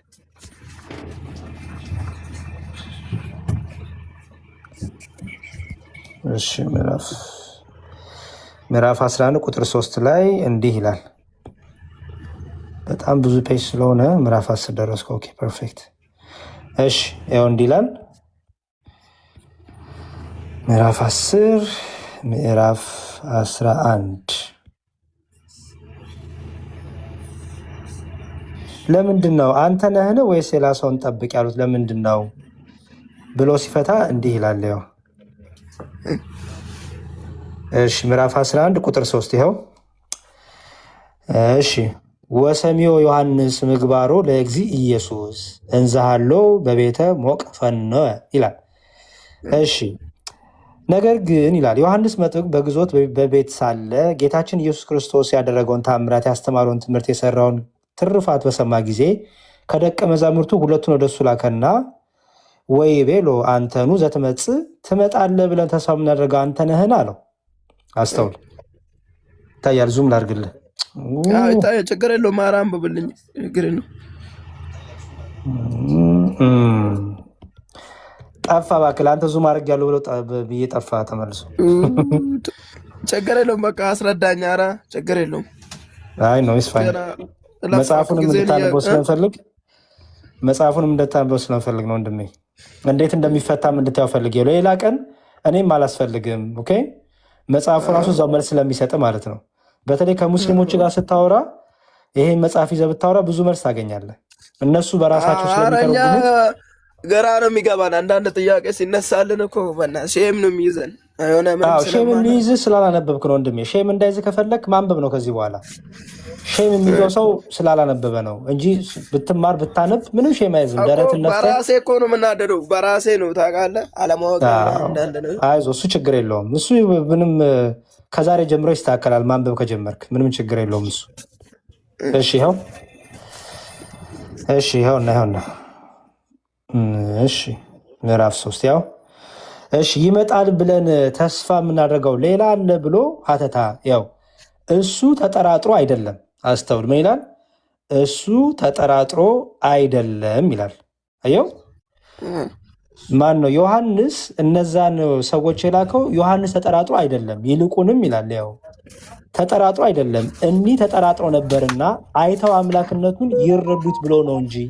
አየው ለምሳሌ አንተ በደንብ ስማኝ፣ አንድ የምሰራውን አቁመ ለምሳሌ ስማኝ። አሁን አጠገብ ያለው ወንድሙ ሱ ማን ነው? አጠገብ ያለው ወንድም ሱ ማን ነው? ተሙ ተመስገን ይባላል። እሺ ተሙ፣ ስለ ተሙ እኔ አውቃለሁ፣ አንተ ስለ ተሙ አታውቅም። አስተውል፣ በደንብ ስማኝ። ስለ ተሙ እኔ አስቀድሜ አውቃለሁ። ስለ ተሙ የማውቀውን ነገር አንተ አልተቀበልክም፣ አንተ ትጠራጠራለህ፣ እኔ ግን አውቃለሁ። ገባ? ስለዚህ ምን አረጋሃለሁ ማለት ነው? ወደ ተሙ ሄደ ከተሙ ራሱ እንድታይ ከተሙ ራሱ እንድትሰማ ወደ ተሙ ልካለሁ ማለት ነው። ገባ? እኔ ተሙን ተጠራጥሬው አይደለም ወደ ተሙ ምልክህ። ተሙ ጋር ሄደ ራሱ አንተ ራስህ አይንህ አይቶ ጆሮ ሰምቶ አንተ ራስህ እንድታምን ነው ምልክህ። ገባ? ዮሐንስም ሲልክ ወደ ክርስቶስ ሲልካቸው ዮሐንስ ተጠራጥሮማ አይደለም። ምክንያቱም ዮሐንስ ስለ ክርስቶስ ትንቢት ይናገር ነበር አይደለ? የእግሩን ጫማ መፍታት የማይገባኝ ከኋላ የሚመጣ እያለ ይናገር ነበር አይደል? እርሱ እንደዚህ ነው እርሱ እንዲህ ነው እያለ ይናገር ነበር። ዮሐንስ ታዲያ ለምንድን ነው እነሱ የላካቸው ከተባለ ዮሐንስ ተጠራጥሮ ሳይሆን የላካቸው እነዛ ሰዎች ክርስቶስን ይጠራጠሩ ስለነበረ ከራሱ ከክርስቶስ እንዲሰሙ ከክርስቶስን እንዲያዩ ክርስቶስን እንዲሰሙና ከሱ ራሱን ሰምተው እንዲረዱ እንዲያምኑ ለማድረግ ወደ እሱ ወደ ክርስቶስ ላካቸው ማለት ነው። ገባሁን? ምክንያቱም ማብራሪያችን የሚለው ነው የምነግርህ። ለማብራሪያችን ያው ምን ይላል? ይመጣል ብለን ተስፋ የምናደርገው ሌላ አለ ብሎ ጠየቀ። ትርጉም እሱ ተጠራጥሮ አይደለም። አየው ዮሐንስማ ተጠራጥሮ አይደለም፣ ይልቁንም ይላል እነዛ ተጠራጥረው ነበርና ራሳቸው አይተው አምላክነቱን ይረዱት ብሎ ነው እንጂ ይላል። አየው ለምሳሌ አንተ የሆነ ሰው ካላመንከኝ ሄደ እየውትን አደለ አንድን ሰው ሄደ እየው የምትለው አንተ ስለጠራጠርክ ነው ያንን ሰው አይደለም። አንተማ አምነሃል አይደለ? ግን ያ ሰው ግን ራሱ ሄዶ እንዲቀበል ራሱ ሄዶ እንዲሰማ እንዲረዳ አይደለ? ምክንያቱም አንተ ስትነግረው አልተቀበለም። ስለዚህ ከዛው ከራሱ ሄዶ እንዲረዳ እንዲቀበል ዮሐንስ ሲነግራቸው አላመኑም፣ ተጠራጠሩ። ገባ? ስለዚህ ዮሐንስ ምን አደረገ? ሄዳችሁ ጠይቁት ራሱን የምትመጣው አንተ ነህን ብላችሁ ጠይቁት ራሱን እንጂ ዮሐንስ ተጠራጥሮ ወይም ሌላ ነገር ግራ ገብቶት አይደለም። ገባ? ገብቶኛል። ኧረ ስለዚህ መልሱ ግልጽ ነው አይደል? በል አሁን እዚህ ግሩፕ ላይ ግባ፣ ስክሪንሾት ውሰድ። እሺ ቆይ አንዴ ይታያል፣ እየታየኝ ነው። ቆይ ስክሪንሾት አድርጌዋለሁ። ጽዮን 1624 ይላል ወይም ኦርቶዶክስ ተዋሕዶ ንቅ ይላል። የቴሌግራም ግሩፕ ነው። እሺ እዛ ላይ ገብተህ ይኸውልህ፣ ይሄ አለ እዚህ ጋር ትርጓሚዎቹ ቅድም ያነበብኩት ትርጓሚ እነዚሁና እዚህ ጋር የማቴዎስ፣ የማርቆስ፣ የዮሐንስና የሉቃስ። ጠይብ አልክ ወይ? ጠይብ አያየ። እሺ ሰው እነዚህ አራቱ አሉልህ። ቀጥሎ ደግሞ ጠይብ የምትለው በጣም አሪፍ ናት። ከዛ ደግሞ ምን አለ መሰለህ፣ ለአንተም ስለሚጠቅም ላሳየህ ወይስ ጠይብ በለኝ አሁንም ፕሊዝ። ከዛ ደግሞ የሚላ መሰለህ የቁራን ግጭቶች ይላል። የቁራን ግጭቶች ይላል። ቁራን ደግሞ የተጋጨበት ደግሞ የተቀመጣላለል ሱራዎቹ እንዴት እንደሚጋጩ ቁራን እርስ በርሱ እንዴት እንደሚጋጭ ልም የተቀመጣለ። እሱንም ጠይብ ብለህ ተቀበለኝ። ጠይብ በል። ጠይብ በጣም ጥሩ። ከዛ ደግሞ አንድ አምላክ ብቻ የሙስሊም አጠቃላይ ጥያቄና መልስ ይላል። እዚህ ላይ ደግሞ ስትገባ ደግሞ ሙስሊሞች ለሚያነሱት ጠቅላላ ጥያቄ ወደ 300 400 ጥያቄ መልስ የተሰጠበት መጽሐፍ ነው። አንተ የጠየቀኝንም ጨምሮ ማለት ነው። በቃ ችግር የለውም፣ ቼክ አደርጋለሁ። እናመሰግናለን። ጠይብ በል እንግዲህ፣ ጠይብ በልና ጨርስ። ጠይብ ምን ማለት ነው? አንተ እኮ ነው ያልከው። እኔ አውቀዋለሁ። አንተ ምን ማለት ነው? ጠይብ አልከኝ እኮ ቅድም። አላውቀውም። በቃ አመሰግናለሁ። መዝሙረ ያሬድ ለትምህርት ብዬ ነው የገባሁት። እሺ በል በርታ። ይኸው በቃ እዚህ ጋር ገብተህ መጽሐፍ ታገኛለህ። እሺ ወጋኔ። እሺ ባይ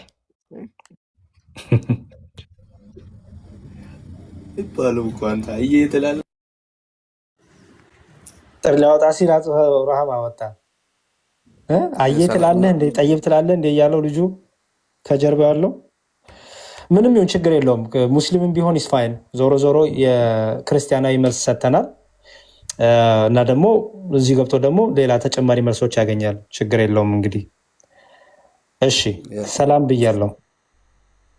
መዝሙረ ያሬድ እንዴት ናችሁ? ውስጥ ያላችሁ ልጆቹ እንዴት ናችሁ? ሰላም ናችሁ? እግዚአብሔር ይመስገን ሰላም። አንድ ጥያቄ ነበረኝና ድንገት ጊዜ ካልወሰድኩኝ እንድንመልሱልኝ ነበረ። ያሬድ ከየት ቤተ እምነት ነህ? እኔ ኦርቶዶክስ ነኝ። ኦርቶዶክስ ነህ? እሺ ኦርቶዶክስ ነኝ እና ማለት ያው ጠንካራ አይደለሁም፣ ግን ያው ሃይማኖት ለማወቅ እሞክራለሁ። ግን የተወሰነ ለማንበብ በራሴ ምናምን እሞክራለሁ። እና አንዳንድ ጥያቄዎች ነበሩ። ግን እንዳጋጣሚ ቅድም ያለችዋ ልጅ ጓለ ስጠየቀ እኔ ጋርም የነበረ ጥያቄ ነበር እና ከዛ ሲገጣጠምብኝ ለዛ ብዬ ነበረ። ምንድነው የተወሰነ እኔ መጽሐፍ ቅዱስ ላይ ለማንበብ ምናምን እሞክራለሁ ብቻዬን ሰው ምናምን እና ክርስቶስ የሰው ልጅ የራሱን ይጠራል መጽሐፍ ቅዱስ እውነት ነው።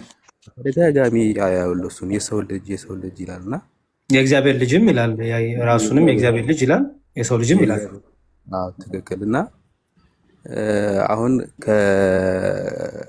የእግዚአብሔርን ባህሪ ስንወስድ የሰው ልጅ እያለ ሲጠራ ከእግዚአብሔር ባህሪዎቹ አንዱ የሆነብኝ ይምታታብኛልና ይሄን ቃል ስጋ ዮሐንስ ወንጌል ምዕራፍ 1 ይህን ራሱ ዮሐንስ ወንጌል ምዕራፍ 1 ይመልስልሃል።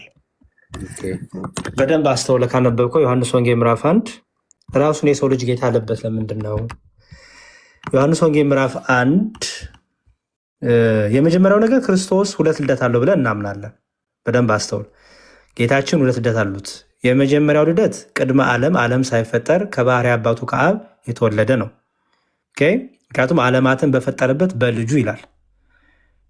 ቅድመ ዓለም ከባህሪ አባቱ ከአብ ምክንያቱም ቅድመ ዓለምም ወልድ ልጅ ነው የአብ፣ ቅድመ ዓለምም አብ አባት ነው የወልድ። ይሄ ግብር አለ በስላሴ ዘንድ የአብ አባትነት የወልድ ልጅነት ጥንቱንም አለ። መጽሐፈ ምሳሌ ስታነብ የልጁ ስም ማን ነው? ይሄ አብሮ የሚሰራው አብሮ የሚፈጥረው ማን ነው ይልና የልጁ ስም ማን ነው ይላል። መዝሙረ ዳዊት መዝሙር 110 ስታነብ ከአጥያ ኮከብ አስቀድሞ ከሆድ ወለድኩ ይላል። ስለ ልጁ ሲናገር አብ እግዚአብሔር አብ። ስለዚህ አንደኛው ልደቱ ቅድመ ዓለም ከባህሪ አባቱ ከአብ የተወለደ፣ ሁለተኛ ልደቱ ደግሞ ከድንግል ማርያም፣ ከድንግል ማርያም ደግሞ ሰው የሆነበት ነው። ስለዚህ ከድንግል ማርያም ደግሞ ስትወለድ ደግሞ የሰው ልጅ ይባላል። የእግዚአብሔር ልጅ የሰው ልጅ ሆነ እንላለን። አየው ክርስቶስ ራሱን በሁለት መልኩ አድሬስ ያደርጋል። ከአባቱ ቅድመ ዓለም የባህሪ ልጅ መሆኑን ሲናገር እኔ ምንድን ነው ከአባቴ ወጥቼ መጥቻለሁ ይላል። አየው ከአባቴ ወጥቼ መጥቻለሁ ይላል። አባቴ ብሎ ይጠራል አብን። የአብ አባትነት ለወልድ ቅድመ ዓለም የነበረ ነው። ኋላ ደግሞ ኢየሱስ ክርስቶስ ደግሞ ራሱን ሲናገር ደግሞ የሰው ልጅ ይላል። ለምሳሌ ከሰማይ ከወረደው በቀር ማንም ወደ ሰማይ የወጣ የለም፣ እርሱም በሰማይ የሚኖረው የሰው ልጅ ነው ይላል ራሱ። አየው ከሰማይ ወረድኩ ብሎ ከአባቱ ዘንድ መምጣቱን ነገረን።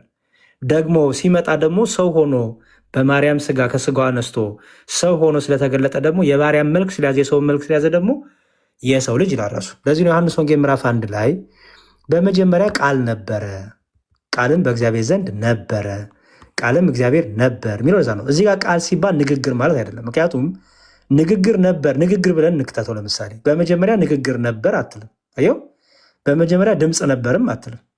በመጀመሪያ ንግግር ነበር፣ ንግግርም በእግዚአብሔር ዘንድ ነበር፣ ንግግርም እግዚአብሔር ነበር አትልም። አየው ያ አካላዊ ቃል ቃል የምንለው ንግግር ሳይሆን አካላዊ ነው፣ ፐርሰን ነው እያልን ነው። እኔ ባይ ነው እያልን ነው። አየው ያ እኔ ባዩ ያ አካላዊ ቃል ከአባቱ ጋር የነበረው በአባቱ እቅፍ የነበረው ራሱ ከአባቱ ጋር በስልጣን በመለኮት አንድ የሆነው በመጀመሪያ በእግዚአብሔር ዘንድ የነበረው ሁሉ ደግሞ በእርሱ የሆነው ከሆነም አንዳች እንኳ ያለ እርሱ ያልሆነው ሁሉን የፈጠረ ማለት ነው።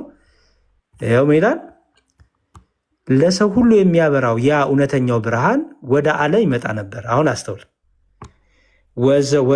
ለሰው ሁሉ የሚያበራው እውነተኛ ብርሃን ወደ ዓለም ይመጣ ነበር፣ በዓለም ደግሞ ነበረ ይላል። ዓለሙም በእርሱ ሆነ፣ ዓለሙም አላወቀውም። የእርሱ ወደ ሆኖ መጣ፣ የገዛ ወገኖችም አልተቀበሉትም አልና ለተቀበሉት ግን በስሙ ለሚያምኑ ለእነርሱ የእግዚአብሔር ልጆች ሆኑ ዘንድ ስልጣን ሰጣቸው። ኦኬ ከዛ ሚላል እዚህ ጋር ቃልም ስጋ ሆነ ይላል። አሁን ሚውተን አንሳና እናውራ።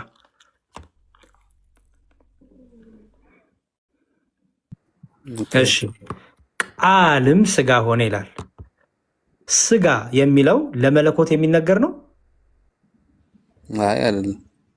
ቃል የሚለው ግን አካላዊ ቃል ብለን ቅድም ፈተነው አይደለ? ራሱ እግዚአብሔር ነው ስላለን። ኦኬ ስለዚህ ቃልም ስጋ ሆነ ሲል ምን እያልን ነው? ያ አካላዊ ቃል ያ የእግዚአብሔር ልጅ ምን ሆነ እያልን ነው? ሰው ሆነ እያልን ነው። ሰው ሆነ እያልን ነው። አስተውል፣ ሰው ሆነ እያልን ነው። ኦኬ ጸጋና እውነትን ተመልቶ ደግሞ በእኛ ይላል። አሁን አየው፣ አሁን ይኸው በእኛ አደረ ካለ በኋላ አንድ ልጅም ከአባቱ ዘንድ ይላል። አየው፣ በእኛ ሲል ሰው ሆነ እያለ ነው። አንደኛ በእኛ አደረ ሲል በእኛ መሀል ተመላለሰ ነው። ገባ? እንደኛ ሰው ሆነ ነው። ኦኬ አየነው ነው። ሁለተኛው ግን እዛው ያው ቃል ስጋ ሆነ ብሎ በእኛ አደረ ካለ በኋላ ቀጥሎ ደግሞ ይላል አንድ ልጅም ከአባቱ ዘንድ እንዳለው ክብር ይላል። ይኸው እዚህ ጋር አሁን ደግሞ ማንን አመጣ? አብን አመጣ። ከአባቱ ዘንድ እንዳለው አንድ የክርስቶስ ቢጋትን ሰን ይባላል፣ ወይም የአብ አንድያ ልጁ ይባላል አይደል? አንድ ልጅም ከአባቱ ዘንድ እንዳለው እዚህ ጋር ያው ቃልም ስጋ ሆነ ብሎ በእኛ አደረ ብሎ የሰው ልጅ ሆነ ማለት ነው። አየው እርሱ ግን የሰው ልጅ ከመሆኑ በፊት ግን አባት አለው፣ ከአባቱ ዘንድም ምን አለው? ያንን ክብሩን አየን። አንድ ልጁ ደግሞ ነው የአባቱ ይላል። አየው ስለዚህ የሰው ልጅም ነው የእግዚአብሔርም ልጅ ነው። የእግዚአብሔር ልጅ ነው አስቀድሞ ቅድመ ዓለም። ኋላ ግን ደግሞ ስጋ ሆኖ ቃልም ስጋ ሆኖ ጸጋነት ተሞልቶ በእኛ መሃል ሆኖ እንደኛ ሰው ሆኖ ምን ሆነ? የሰው ልጅ ተባለ። ቅዱስ ገብርኤል እመቤታችንን ሲያበስራት ምን አለ መሰለ? ይሄንን ቅዱስ ገብርኤል ጥሩ አድርጎ መስክሯል። ምን ብሎ ተናገረ መሰለ? ያው መልአኩም እንዲህ አላት፣ ማርያም ሆይ በእግዚአብሔር ፊት ጸጋን አግኝተሻል፣ እነሆ ትጸንሻለሽ፣ ወንድ ልጅም ትወልጃለሽ፣ ስሙንም ኢየሱስ ትይዋለሽ አላትና እንዴት ይሆናል ብትለው ድንግል ማርያም እንዲህ አላት። መልአኩም መልሶ እንዲህ አላት፣ መንፈስ ቅዱስ በአንቺ ላይ ይመጣል። አስተውል። የልዑል ኃይል ይጸልልልሻል አለና ከዛ በኋላስ ከአንቺ የሚወለደው ቅዱስ የእግዚአብሔር ልጅ አየው፣ የእግዚአብሔር ልጅ አስተውል። ያ ከእርሷ የሚወለደው የእግዚአብሔር ልጅ ነው ማለት ነው አይደል? የእግዚአብሔር ልጅ ከእሷ ስለተወለደ ደግሞ ምን ተባለ? የሰው ልጅ ተባለ። ግልጽ ነው። ስለዚህ የሰው ልጅ ስንል ምን እያልነው ማለት ነው? እርሱ ሰው ሆነ፣ ለመስቀል ሞት የታዘዘ ሆነ፣ የባሪያን መልክ ያዘ፣ በእግዚአብሔር መልክ ይኖር የነበረው እንደኛ ሰው ሆነ። ፊልጵስዩስ ምዕራፍ 2 ላይ እንዲህ ይላል። ያው እርሱ ስለ ክርስቶስ ሲናገር እርሱ በእግዚአብሔር መልክ ሲኖር ሳለ ይላል። ይኸው እርሱ በእግዚአብሔር መልክ ሲኖር ሳለ ከእግዚአብሔር ጋር መተካከልን መቀማት እንደሚገባና ቆጥሮና ነገር ግን የባሪያ መልክ ይዞ በሰው ምሳሌ ሆኖ ራሱን ባዶ አደረገ ይላል። አየው በምስሉም እንደ ሰው ተገኝቶ መላልከኝ ከመለኮት ውጭ ማለት ነው። ራሱን ባዶ አደረገ ሲል ኖ ራሱን ባዶ አደረገ ሲል ማለት መሰለ ለመስቀል ሞት የታዘዘ ሆነ። እዚህ ጋር ይኸው ፈታለ። ይኸው ለመስቀል ሞት የታዘዘ ሆነ። ራሱን በትህትና ዝቅ በማድረጉ ለመስቀል ሞት እንኳን የታዘዘ ሆነ። ይኸው ራሱን ባዶ አደረገ የተባለው መሰለ በትህትና ራሱን ዝቅ አደረገ ነው። ለምሳሌ በመጽሐፍ ቅዱስ ራሳቸውን ባዶ የሚያደርጉ ብፁዓን ናቸው ይላል። ግርማ እንደሚታርግልን ብፁዓን ናቸው በመንፈስ ድሆች የሆኑ ምንም የሌላቸው በመንፈስ ባዶች የሆኑ በመንፈሳቸው ብፁዓን ናቸው ይላል። ባዶ ሲባል ሆነ ዝም ብሎ ባዶ ኢምፒቲ ይመስላል። ባዶ ማለት እንደዛ አይደለም። ራሱን ባዶ አደረገ ሲል በትህትና ዝቅ አለ ማለት ነው። ለምሳሌ መጽሐፍ ቅዱስ ራስን ባዶ አድርግ ካልኩኝ ምን እያልኩኝ ነው? ትሁቱን እያልኩኝ ነው። ገባ? ራሱን ትሁት አድርጎ ለመስቀል ሞት የታዘዘ ሆነ እያልን ነው። አየህ፣ ያ የሚፈራው ያ የሚሰግዱለት ያ የሚንቀጠቀጡለት መላእክቱ ያ በግርማው የሚገለጠው እርሱ በሰው ምሳሌ ሆኖ ተገልጦ ለመስቀል ሞት የታዘዘ ሆነ፣ ራሱን ዝቅ አደረገ እያለ ነው። ስለዚህ የእግዚአብሔር ልጅ በስጋና በደም ስለተካፈለን ምን እንለዋለን ማለት ነው? የሰው ልጅ ይባላል፣ የማርያም ልጅ ይባላል። ግልጽ ነው። ግልጽ ነው። የሰው ልጅ በመሆኑ ግን ከመለኮትነቱ አልጎደለም። ቅድም ትዝ ይል እንደሆነ ብዬ አሳይቻታለሁ። ብዙ ጊዜ ብዙ ሰዎች ፍጹም ሰው ፍጹም አምላክ ትላላችሁ፣ አምጡ መጽሐፍ ቅዱስ ጥቅስ ሲሉ አይደለ? ይኸው ቆላስይስ 2:9 ላይ ቅድም አሳየው። ምን ይላል? በእርሱ በክርስቶስ ማለት ነው የመለኮት ሙላት ሁሉ በሰውነት ተገልጦ ይኖራል ይላል። አየው፣ አሁን ሰውነት ፍጹም ሰውነት ነው አይደል? ሰው ደግሞ የሚኮነው በምንድን ነው? የሰው ልጅ ሆነህ ነው አይደል? ክርስቶስ ግን ሰው ብቻ አይደለም። ለምን? የመለኮት ሙላት ደግሞ አለ። አየው፣ የመለኮት ማንነት ደግሞ አለው። አየው፣ ስለዚህ የመለኮት ሙላት በሰውነት ተገልጦ ማለት ነው እርሱ ፍጹም አምላክ ፍጹም ሰው ነው እያለ ነው ማለት ነው። እዚህ ጋር ጥያቄ ያለኝ ግን አንተ እሺ እንትን ካላልኩ እኔ እንደ ሁለተኛ ጥያቄ ይዤው ነበረ። እንደ አጋጣሚ አሁን ስታነሳብኝ በዛው እንትን ልበለው ብዬ ነው። አሁን የክርስቶስን ባህሪ ስናይ አንድ አካል አንድ ባህሪ ብለን እናምናለን እኛ። አንድ አካል አንድ ባህሪ ቃል ስጋ ከሆነ በኋላ ሁለት ባህሪ የለም። እሱ እየተምታታብኝ አሁን እኔ ምንድነው አንዳንድ ቦታዎች ላይ አይቻለሁ፣ ግን የማቴዎስ ወንጌል ምዕራፍ 27 ቁጥር 36 ላይ ያለው የመጨረሻው ቃል ኤሎሄ ላማ ሰበቅታኒ የምትለዋ እውነት ከመለኮት ቃል የወጣች ነው ወይ? ያ ባህሪ የሰው መለኮት የስጋ ባህሪ ነውና መዋሃዱን የሚያመለክት አልሆነ ብሎ እየታየኝ ነውና ይሄ ከመለኮት አንግል ሳይሆን ከስጋ አንግል ነው ይሄንን ጥያቄ ያቀረበው በመስቀል ላይ ሆኖ። ማን ነው እንደዛ? ያንተ ጭንቅላት እንደዛው ላይ ፈታለ? ውስጤ እንደዛ ይረብሸኛልና ለዛ ብዬ ነው። አየህ፣ የሚረብሽ ለመሰለ በራስ ትርጉም ስለምትሄድ እኮ ነው ወንድም ማለት። አየህ፣ የሚረብሽ ዝም ብለህ በራስ ትርጉም በቃ የራስ የመሰለን ስለምትተረጉም ነው። ለዚህ ነው በቤተክርስቲያናችን ይሄ እንዴት ይታያል፣ ይሄ እንዴት ይተረጉማል፣ ይሄ እንዴት ይፈታል ብለህ መጠየቅ ያለብህ። ለዛ ነው እኛ ኦርቶዶክሳውያን የግል ትርጉም የለንም። ያሬድ የመሰለው መተርጎም አይችልም። ያሬድ እንዲህ መሰለኝ እንዲህ ነው እንዲህ የኔ መገለጫ መተርጎም አይችልም።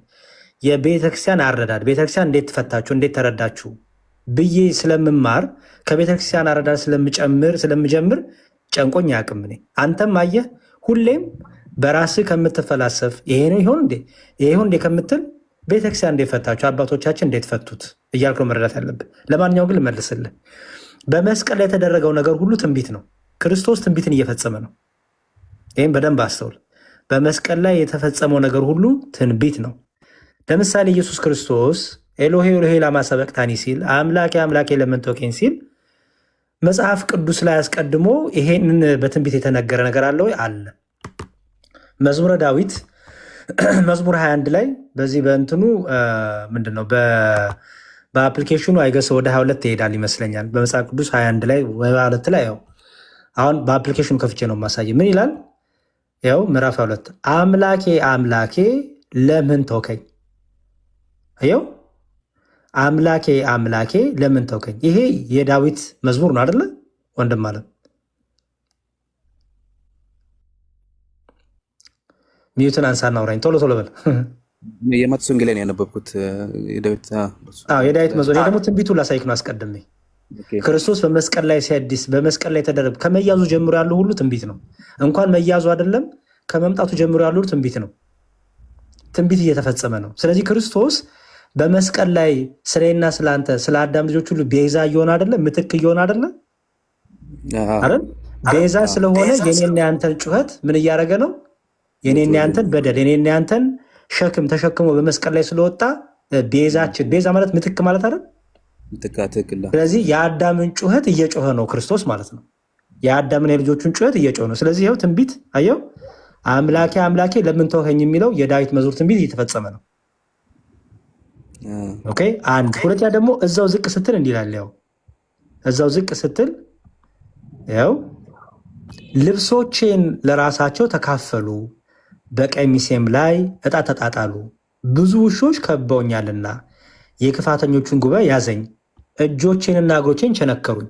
ዳዊት እጆቹና እግሮቹ ተቸንክረዋል እንዴ? አልተቸነከሩም። ስለማን እያወራ ይመስላል? ስለ ሰው ልጅ፣ ስለ ክርስቶስ። ክርስቶስ ራሱ ይህንን ምን አለመሰለ? ኦኬ እችኑ ቃል ለምሳሌ እችኑ ቃል በዮሐንስ ወንጌል ላይ ጌታችን እንዲህ ብሎ አስቀምጧል። ላሳየ በመጽሐፍ እኮ ይህ ትንቢት ተነግሯል እያለ እንደውም ይነግራቸዋል። ላሳየ እሺ በዚህ በዮሐንስ ወንጌል አሪፍ ጥያቄ በዛው የጠየቀኝ ብዙ ሰው እንዲሆን ማወቅ ያለበት ጥያቄን የጠየከን ወገኔ። እሺ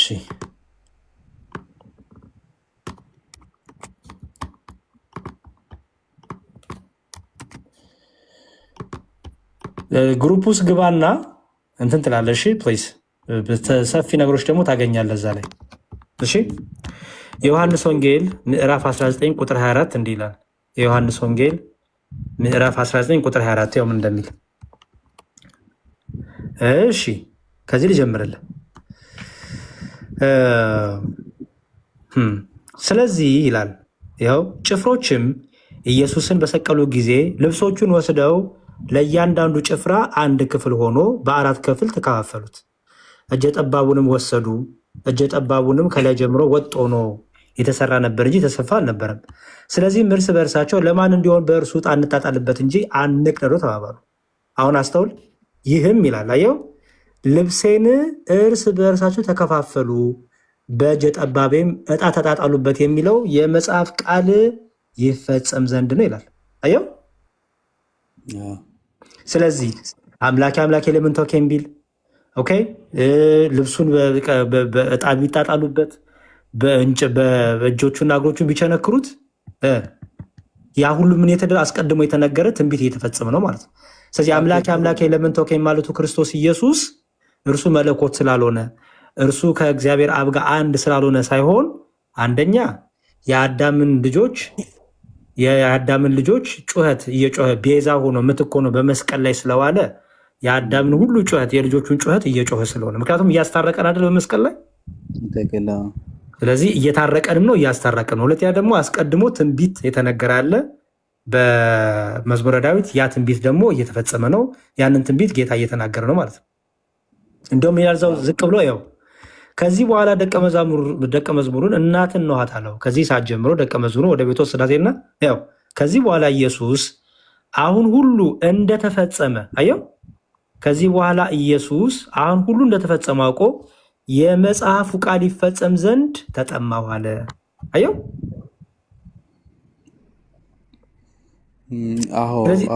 ግን በመስቀል ላይ ይደረግ የነበረው ነገር ሁሉ በትንቢት የተነገረ ነው በአጭሩ። ኦኬ። ግን አሁን ከባህሪው ጋር አንድ አካል ሁለት ባህሪ ቢለው ጋር ሁለት ባህሪ የለም። አይ ሁለት ባህሪ እንደኔ ደግሞ ላሳየህ። ለምሳሌ እሺ ታራቂም ነው አስታራቂም ነው ብለናል አይደል? እንዳተሳቅደም ታራቂም ነው ደግሞ ራሱ አስታራቂ ነው። ስለ ብሉይ ኪዳን ካህናት ታውቃለህ? አይ እሱ ብዙ አላውቅም። እሺ ስለ ሊቀ ካህናት ታውቃለህ? ሊቀ ካህን እንደሆነ አውቃለሁ። ሊቀ ካህን ማለት ነው አስታራቂ። ጎበዝ፣ አስታራቂ። ስለዚህ ምን የሚያደርግ መስዋዕትን የሚያቀርብ አይደል? በጣም ጥሩ። ኢየሱስ ክርስቶስ ግን የሚምር ሊቀ ካህን ይባላል። እዚህ ዕብራውያን 2:17 ላይ እንዲህ ይላል፣ ስለዚህ የሕዝቡን ኃጢአት ለማስተሰሪ ለእግዚአብሔር በሆነ ነገር ሁሉ የሚምርና የታመነ ሊቀ ካህናት እንዲሆን በነገር ሁሉ ወንድሞቹን ሊመስል ተገባ ይላል። ኢየሱስ ክርስቶስ ጋር ሲመጣ ግን የሚምር ሊቀ ካህን ይባላል። አሁን ሊቀ ካህን ምንድነው የሚያደርገው ብለናል? ስለ ሕዝቡ መስዋዕትን ይዞ ይቀርባል አይደለ? አስቀድሞ ስለ ራሱ ኃጢአት፣ ቀጥሎ ደግሞ ስለ ሕዝቡ ኃጢአት። ምክንያቱም በራሱ ይቅር ስለማይል እርሱ ራሱ ይቅር የሚለው ይፈልጋል ኃጢአት ስላለበት አይደል? ኢየሱስ ክርስቶስ ግን የሚምር ይባላል። አስተውል፣ የሚያስምር ብቻ አይደለም የሚምር ይባላል። የሚምር የሚለው ለምን እንደሚናገርለት ስታስበው መለኮታዊ እንትን ስላለ ጎበዝ፣ ራሱ ምን ስለሆነ ራሱ ምን ስለሆነ ታራቂ ስለሆነ አይደል? አየህ፣ ራሱ ይቅር ባይ ስለሆነ አየህ፣ አስታራቂም ነው ደግሞ ታራቂም ነው። አሁን ሰው ብቻ ቢሆን ኖሮ ኢየሱስ ክርስቶስ ምን ነበር የሚሆነው? አስታራቂ ብቻ ነበር የሚሆነው አይደል? ራሱ ግን ደግሞ ፍጹም አምላክ ፍጹም ሰው ስለሆነ ደግሞ ራሱ ደግሞ ምንድነው? ታራቂም ነው። ስለዚህ የሚምር ነው ማለት ነው። አየኸው? ምክንያቱም ንጹህ ነዋ፣ ኃጢአት በደል ነውር የለበትም ማለት። አሁን የብሉይ ኪዳን ሊቀ ካህናት ኃጢአት በደል ነውር ስላለባቸው ምን ያደርጋሉ? አስቀድሞ ስለ ራሳቸው ኃጢአት መስዋዕት ይሰዋሉ። ከዛ ደግሞ ቀጥሎ ደግሞ ስለ ሕዝቡ ኃጢአት። አየው፣ ኢየሱስ ክርስቶስ ግን ይህን ሊያደርግ አያስፈልገውም። ራሱ ምን ስለሆነ አንድ ጊዜ በመስቀል ላይ ስለኔና ስለ አንተ ስለ አዳም ልጆች ምን አረገ?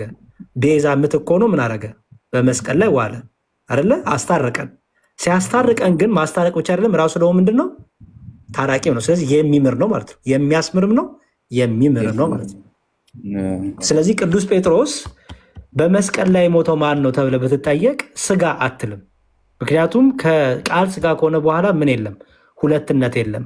ለቃል የሚነገረው ለመለኮት፣ ለስጋ የሚነገረው ለአምላክነት ይነገራል። ለአምላክነት የሚነገረው ለስጋ ይነገራል። ለምሳሌ ቅዱስ ጴጥሮስ እንዲህ አለ። የመጨረሻ ጥቅስ ናት እቺ። አንደኛ ጴጥሮስ ምዕራፍ 3 ላይ እንዲህ ይላል። እሺ ክርስቶስ ደግሞ ወደ እግዚአብሔር እንዲያቀርበን ይላል። አየው፣ እርሱ ጻድቅ ሆኖ ሳለ ስለ አመፀኞች አንድ ጊዜ በኃጢአት ምክንያት ሞቷልና። አየው፣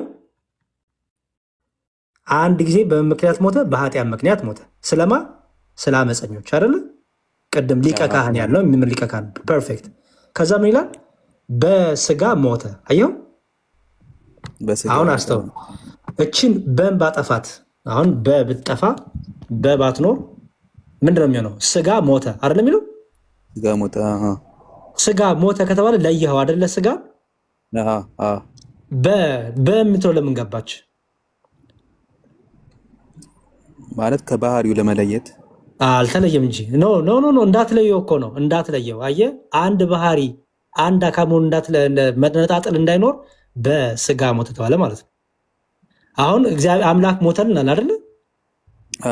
አምላክ ሞተልን ስንል ምን እያልን ነው? በስጋ ሞተልን እያልን ነው። አየኸው? በእምነው ለምንድን ነው? ስጋ ከአምላክነት ባህሪ ጋር ተዋህዳለችና አይደለ? አንድ ሆናለችና አይደል? ስለዚህ በስጋ እንላለን ማለት አየው። በስጋ ሞተ በመንፈስ ግን ሕያው ሆነ ይላል። አየው፣ በስጋ ሞተ ያልንበት ምክንያት ለምንድን ነው? ሁለትነት የለም፣ መከፈል የለም። ለምሳሌ በመስቀል ላይ ስጋ ብቻ ቢሞት ይቅርታ እናገኛለን እናገኛለን? ምክንያቱም በመስቀል ላይ አስቀድሞ እኮ ብዙ ሰዎች ሞተዋል አይደል? ደማቸው እኮ ፈሷል አይደል? የብዙዎች ነቢያት ምናምን ብዙ ነገር ሆኗል አይደል? የእነሱ ደም ግን አዳነን? አላዳነንም። የክርስቶስ ደም ግን ከኃጢአት ሁሉ ይቅር ይላል አይደል? ያጥበናል። ኦኬ። የክርስቶስ ደም ከኃጢአት ሁሉ የሚያጥብበት ምክንያት ለምንድን ነው? ለምን የሌሎች ደሞች አላጠበንም? የብዙዎች ደም ፈሷል፣ ኃጢአታችንን ግን ይቅር አላለንም አይደል? የክርስቶስ ደም ግን ኃጢአትን ይቅር ባይ ነው ስትል ምን እያልክ ነው? ደም የሚለው የሚነገረው ለመለኮት አይደለም አይደል? ለመለኮት አይደለም፣ ለስጋ ነው። ግን ስጋየው አምላክ የሰውን ባህሪ አካል ገንዘቡ ስላደረገ ተነገረ። ምን ተብሎ? ደም ይቅር ባይ ነው ተብሎ ተነገረለት። አየው። ምክንያቱም የክርስቶስ ደም ከምን የተለየ አይደለም፣ መለኮት የተዋህዶ ነው፣ አምላክ ገንዘቡ ያደረገው ነው ማለት ነው። መከፈል መለወጥ የለበትም። ስለዚህ በስጋ ሞተ ምንለው ለዛ ነው። አመሰግናለሁ በጣም ምንም ችግር የለውም። መልሼ ላለው ጥያቄን ሞክሬያለሁ እንግዲህ አቅሜ የቻለውን። ኦኬ አመሰግናለሁ፣ በጣም አመሰግናለሁ። እግዚአብሔር ተመልሶልሃል ግን አስገባዋለሁ ወደ ውስጤ ቀስ ያለች ማንበብ ነው። አሁን ችግሩ ምንድነው? አንተ ከራስን የጀመርከው ከራስን እንዳትጀምር በተቻለ መጠን ከራስ ሳይሆን ቤተክርስቲያን እንዴት ፈታችሁ፣ ቤተክርስቲያን እንዴት አየችው፣ ቤተክርስቲያን እንዴት ነው የምትረዳው ይህን ክፍል የሚለውን በደንብ አድርገህ ልታነብ ይገባል። ከእምነት ያስወጣል አይደል? በግምት በራስህ እንትን ማለት እኛ ኦርቶዶክሳውያን አንድ አካል አንድ ባህሪ አማኝ ነን። አለቀ። አንድ አካል ሁለት ባህሪ የሚያምኑ አሉ። እኛ ግን ሁለት ባህሪ አማኝ አይደለንም። ምክንያቱም ሁለት ባህሪ ከሆነማ ይሄን ይሄ ያደረገ ይሄን ያላደረገም ልትል ነው። አየኸው፣ ልከፋፍል ነው መከፈል። ለምሳሌ ኢየሱስ ክርስቶስ ምራቁን እንትፍ ብሎ ያን አይነ ስውር በግንባሩ ላይ አይን ያልነበረውን ሰው አይን ፈጠረለት አይደል? አሁን ማን ፈወሰው ብለህ ምን ልትለኝ ነው? ምክንያቱም ምራቁን እንትፍ ብሏል። ምራቅ ለመለኮት ይነገራል? ለመለኮት አይነገርም፣ አይነገርም። ግን ደግሞ አይኑን ያበረደው በምራቁ ነው አይደል? ስለዚህ ያየው አሁን ማን ፈወሰው ብለህ ስጋ ፈወሰ እንዲህ ስጋ አልፈወሰም ምራቅ አልፈወሰም እያልክ አትከፋፍልም አይደል? እሱ አይከፋፍልም። በቃ እሱ ነው። አየህ፣ ከልክ ቃል ስጋ ከሆነ በኋላ ስግው ቃል በቃ አንዱ ክርስቶስ ያው አንዱ ኢየሱስ ክርስቶስ ነው። መከፈል፣ መለወጥ፣ መቃየር፣ መደራረብ የሌለበት ግን ቃል ስጋ ሲሆን ስጋ አልጠፋም አይደለ? ለምሳሌ አምላክ ሰው በመሆኑ ስጋን በመዋሃዱ ስጋን ገንዘቡ በማድረጉ ስጋ ጠፍቷል? አልጠፋም። አየህ፣ ስጋ ደግሞ ከመለኮት ጋር በመዋሃዱ ፍጹም አምላክነት ጠፍቷል? አልጠፋም። ይልቁንም በተአቅቦ አንድ አካል አንድ ባህሪ ሆነ እንጂ እንላለን ማለት ነው። ስለዚህ በስጋው ሞተ፣ በስጋው ተያዘ፣ በስጋው ሰቀሉት፣ በስጋው ደሙን አፈሰሰ እንላለን። አየኸው፣ አሁን ስጋ ተሰቀለ አንልም። በስጋ ምነው ለምንድን ነው? የክርስቶስ ከቃል ስጋ ከሆነ በኋላ ስጋና ደም እያልክ ለሁለት ስለመካፈል አትካፍል፣ መከፈል ስለማትናገር ሁለትነት ስለማትናገር ማለት ነው። የቅድሞ ፈታልኛለች በስጋ ሞተ የምትለው ከላይ እሷ በጣም አሪፍ ናት። በስጋ ብቻም ሳይሆን ራሱ የቅድሙ ራሱ ጴጥሮስን ብቻ ሳይሆን ቆላሴስ ላይም እሱን እኮ ነው የሚለው። ባይዘወይ ቆላሴስም አስተውሎ ከሆነ ቆላሴስ 2:9 ላይ የሚለው ምንድን ነው? በእርሱ የመለኮት ሙላት ሁሉ በሰውነት ይላል። አየው፣ ሰውነት ብቻ አይልም። አየው፣ በምትላለች ለዘላለም ነው አይደል የሚለው። አየው፣ በእርሱ የመለኮት አስተውል፣ የመለኮት ሙላት በሰውነት አየው፣ አሁን የመለኮት ሙላት እና ሰውነት አላለም። የመለኮት ሙላት በምንድን ያለው? በሰውነት አየው። አሁን የመለኮት እና በሰውነት ቢል ሁለት ነገር ልታይ ነው። አየው፣ ይልቁንም ግን ያ የመለኮት ሙላት በምን ተገለጠ ነው የሚለው? በሰውነት የምትለው ይችን መለኮት የሰውን ባህሪና አካል ገንዘቡ የራሱ ማድረጉን ታያለ ማለት ነው። ለዘላለም ነው አይደል የሚለው? ለዘላለም ነው። አመሰግናለሁ በጣም እግዚአብሔር ያክብርልኝ። አሜን። የት ሀገር ነው ያለው? ኢትዮጵያ ነው ያለው? ኢትዮጵያ አይደለሁም፣ ውጭ ነው ያለሁት። እሺ፣ መጽሐፍ ብትገዛ ሪኮመንድ አደርግሃለሁ። ስክሪንሾት ውሰድ። ዮሐንስ ወንጌል ትርጉም። አዎ፣ ለምሳሌ አምላኬ ለምን ተውከኝ፣ ወደ አባቴና ወደ አባታችሁ፣ ወደ አምላኬና ወደ አምላካችሁ ምን ማለት ነው? ኤሎሄ ላማ ሰበክታኒ፣ እነዚህ ሁሉ ቅድም የጠየቀኝ ሁሉ እዚህ ላይ በደንብ ይብራራላል። ቃል ስጋ ሆነ ሲል በእኛ አደረ ሲል ማለት ነው። ቅድም ያብራራሁት ሁሉ እዚህ ውስጥ ያለ ነው። የት ነው የማገኘው? ኢትዮጵያ አስልክ ኢትዮጵያ መጽሐፍት መደብር ይኖራል፣ ራጉኤል ይኖራል፣ የተለያዩ መጽሐፍ መደብሮች ውስጥ ይኖራል። ስክሪንሻቱን ውሰድና ትንበል። ይሄም አለልህ። ይሄም መጽሐፍ ቆንጆ መጽሐፍ ነው። ይኸውልህ የሐዋርያት ቅዱሳን ከሮሜ እስከ ገላትያ ያለው ትርጓሜ ነው። ይሄ ትርጓሜዎች ናቸው። የቅዱስ ጳውሎስ መልእክት ትርጓሜ። አሁን የቅዱስ ጳውሎስን መልእክት አንድ ሙስሊም አንብቦ በራሱ ይተረጉማል አይደለ? እኛ ጋር ግን እንደዛ አትችልም። አሁን ኢቭን ይሄን መጽሐፍ ይዘህ ማንም ሙስሊም አንተን አያታልልህ። ምክንያቱም ይሄው የቤተክርስቲያን ትርጉም፣ ይሄው የቤተክርስቲያን ያረዳድ፣ የአባቶች ፍቺ ይኸው ይኸው። ይሄ ከገላትያ ከሮሜ እስከ ገላትያ ነው። ይሄ ደግሞ 14ቱንም መልእክት የያዘ ስለሆነ ይሄ ደግሞ ከኤፌሶን እስከ ዕብራውያን ያለው ነው። የቅዱስ ጳውሎስ 14ቱን መልእክት ነው ይሄ። በቃ እነዚህን አስልክ። ከኢትዮጵያ በርበሬ ሽሮ ምናምን ለጊዜው አስቁምና ይሄን አስልክ። አመሰግናለሁ በጣም። በርታ፣ እግዚአብሔር ከአንተ ጋር ይሁን። በርታ። እሺ ወንድማለም ጎበስ። በጣም ስላገኘሁ ደስ ብሎኛል። አሪፍ ጥያቄ የጠየቅን በጣም ብስል ያለ እና ታንኪ በጣም እንደ አጋጣሚ ዛሬ እድሉን አገኘው እና ገባው እንጂ ልጠይቅህ ገብቼ ነበር ከዚህ በፊት ሌላ ቤት ላይ። እድል ሳገኝ በዛው ልግባ ብዬ ነው። አመሰግናለሁ በጣም እግዚአብሔር። ምንም ችግር የለውም። አሜን አሜን አሜን። እሺ አሜን። መልካም ቀን። እሺ ሩሃማ አይበቃኝም። ሌሊት ሆነ እኔ ጋራ ቤላ አሰናብቱኝ። ታይታችኋል እናንተ ምን አለባችሁ?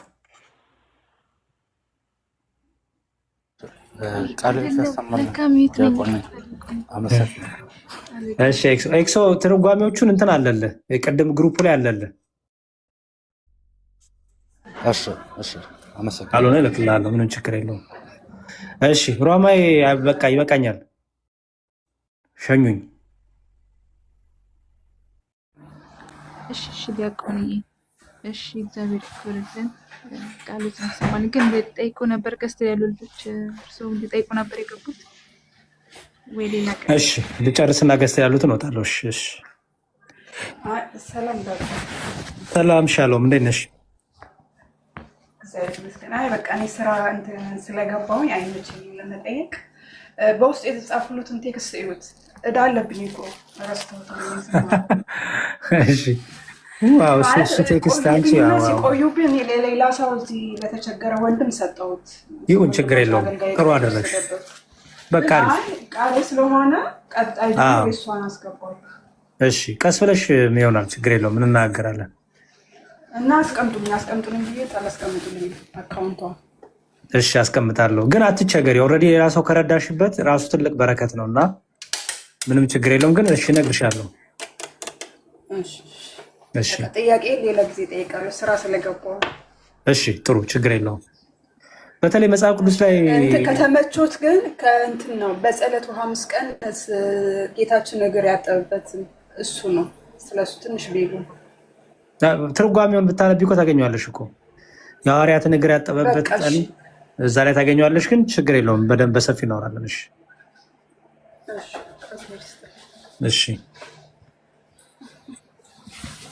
በዚህ በዮሐንስ ወንጌል ላይ ያለውን እንትን አባቶቻችን ከጥምቀት ጋርም አያይዘው የሚፈቱት አባቶች አሉ ባይዘወይ። ምክንያቱም እግር መታጠብ ጉዳይ አይደለም እዛ ጋር የተደረገው። እግር መታጠባቸውን ከንጽህና ጋር ነው ክርስቶስ ያገናኘ። የምን ንጽህና? እድፍ ምናምን የእግር እድፍ ማስወገድ አይደለም፣ ከእድል ፈንታ ጋር ነው ያገናኘው። እግራቸውን ካጠባቸው በኋላ ነው ህብስቱን አንስቶ ስጋዬ ነው ጽዋን አንስቶ ደሜ ነው ብሎ ጠጡ ያላቸው። ስለዚህ አባቶቻችን ይህንን ክፍል የተለያየ ቪዎች እይታዎች አሉ። አንዳንድ አባቶች ይህን ክፍል ይዘው የቤተክርስቲያናችንም አባቶች ሀገራዊ ሊቃውንቶችም ለሐዋርያቱ የጥምቀታቸው ምልክት ብለው ያስቀምጣሉ። ምክንያቱም እግርን ካላጠብኩ ከኔ ጋር እድል ፈንታ የለህም ብሎታል። ደንብ ቅዱስ ጴጥሮስ መጀመሪያ አታጥበኝም ብሎ አከላክሎ ነበረ። ክርስቶስ ግን አሁን የማደርግልን ነገር አሁን አታስተውለውም፣ በኋላ ግን ታስተውላለህ አለው። ከዛ እግርን ካላጠብኩ ደግሞ ከኔ ጋር እድል ፈንታ የለም ሲለው ቅዱስ ጴጥሮስ ምን አለ? እንዴ እንደዛ ከሆነማ ሰውነት ሙሉ ጠበኝ አለ። ኢየሱስ ክርስቶስ ምን አለው? የታጠበስ እግሩን ከመታጠብ በቀር ምንም አያስፈልገውም አለ። ስለዚህ እግር መታጠብ የሚለው የእግር ንድፍ የእግርን ቆሻሻ ከማውጣት ከማንጻት ጋር የተገናኘ አይደለም፣ ከእድል ፈንታ ጋር የተገናኘ ነው። ስለዚህ ያንን እንደ ጥምቀታቸው አድርገው አባቶቻችን የሚመለከቱበት ትርጓሜዎች አሉ። የተለያዩ እይታዎችን የተለያዩ ትርጓሜዎችን በዚህ መልኩ ላይ ይቀመጣሉ። ትልቁ ነገር ግን ሐሙስ ዕለት የሚስጥር ቀን ትባላለች። ስራ የተሰራባት ሐዋርያቱን ጌታ አንጽቶ ለቅዱስ ቁርባን ያበቃበት ምንድነው ህብስቱን አንስቶ ጽዋን አንስቶ የሐዲስ ኪዳንን ሚስጥር የመሰረተበት በደሙ የሚደረገውን ይቅርታ የመሰረተበት የሚስጥር ቀን ይባላል። ብዙ ብዙ ትርጓሜ ያለው ይህን የምታገኙት እንግዲህ ዮሐንስ ወንጌል ምዕራፍ 13 ላይ ከቁጥር 5 ጀምሮ ታገኙታላችሁ። ዮሐንስ ወንጌል ምዕራፍ 13 ከቁጥር 5 ከቁጥር 5 እስከ 12 ድረስ ታገኙታላችሁ። የትህትና ቀንም ትባላለች። ክርስቶስ ትህትናን ያስተማረበት አምላክና መምህር ጌታ ሲሆን የሁሉ የበላይ ሲሆን ግን ራሱን ዝቅ አድርጎ ደግሞ የሐዋርያቱን እግር ያጠበበት ትሁትናን ያስተማረበት ነው። ይህንንም በሰፊው እንማማራለን ጊዜው ሲደርስ፣ ችግር የለውም።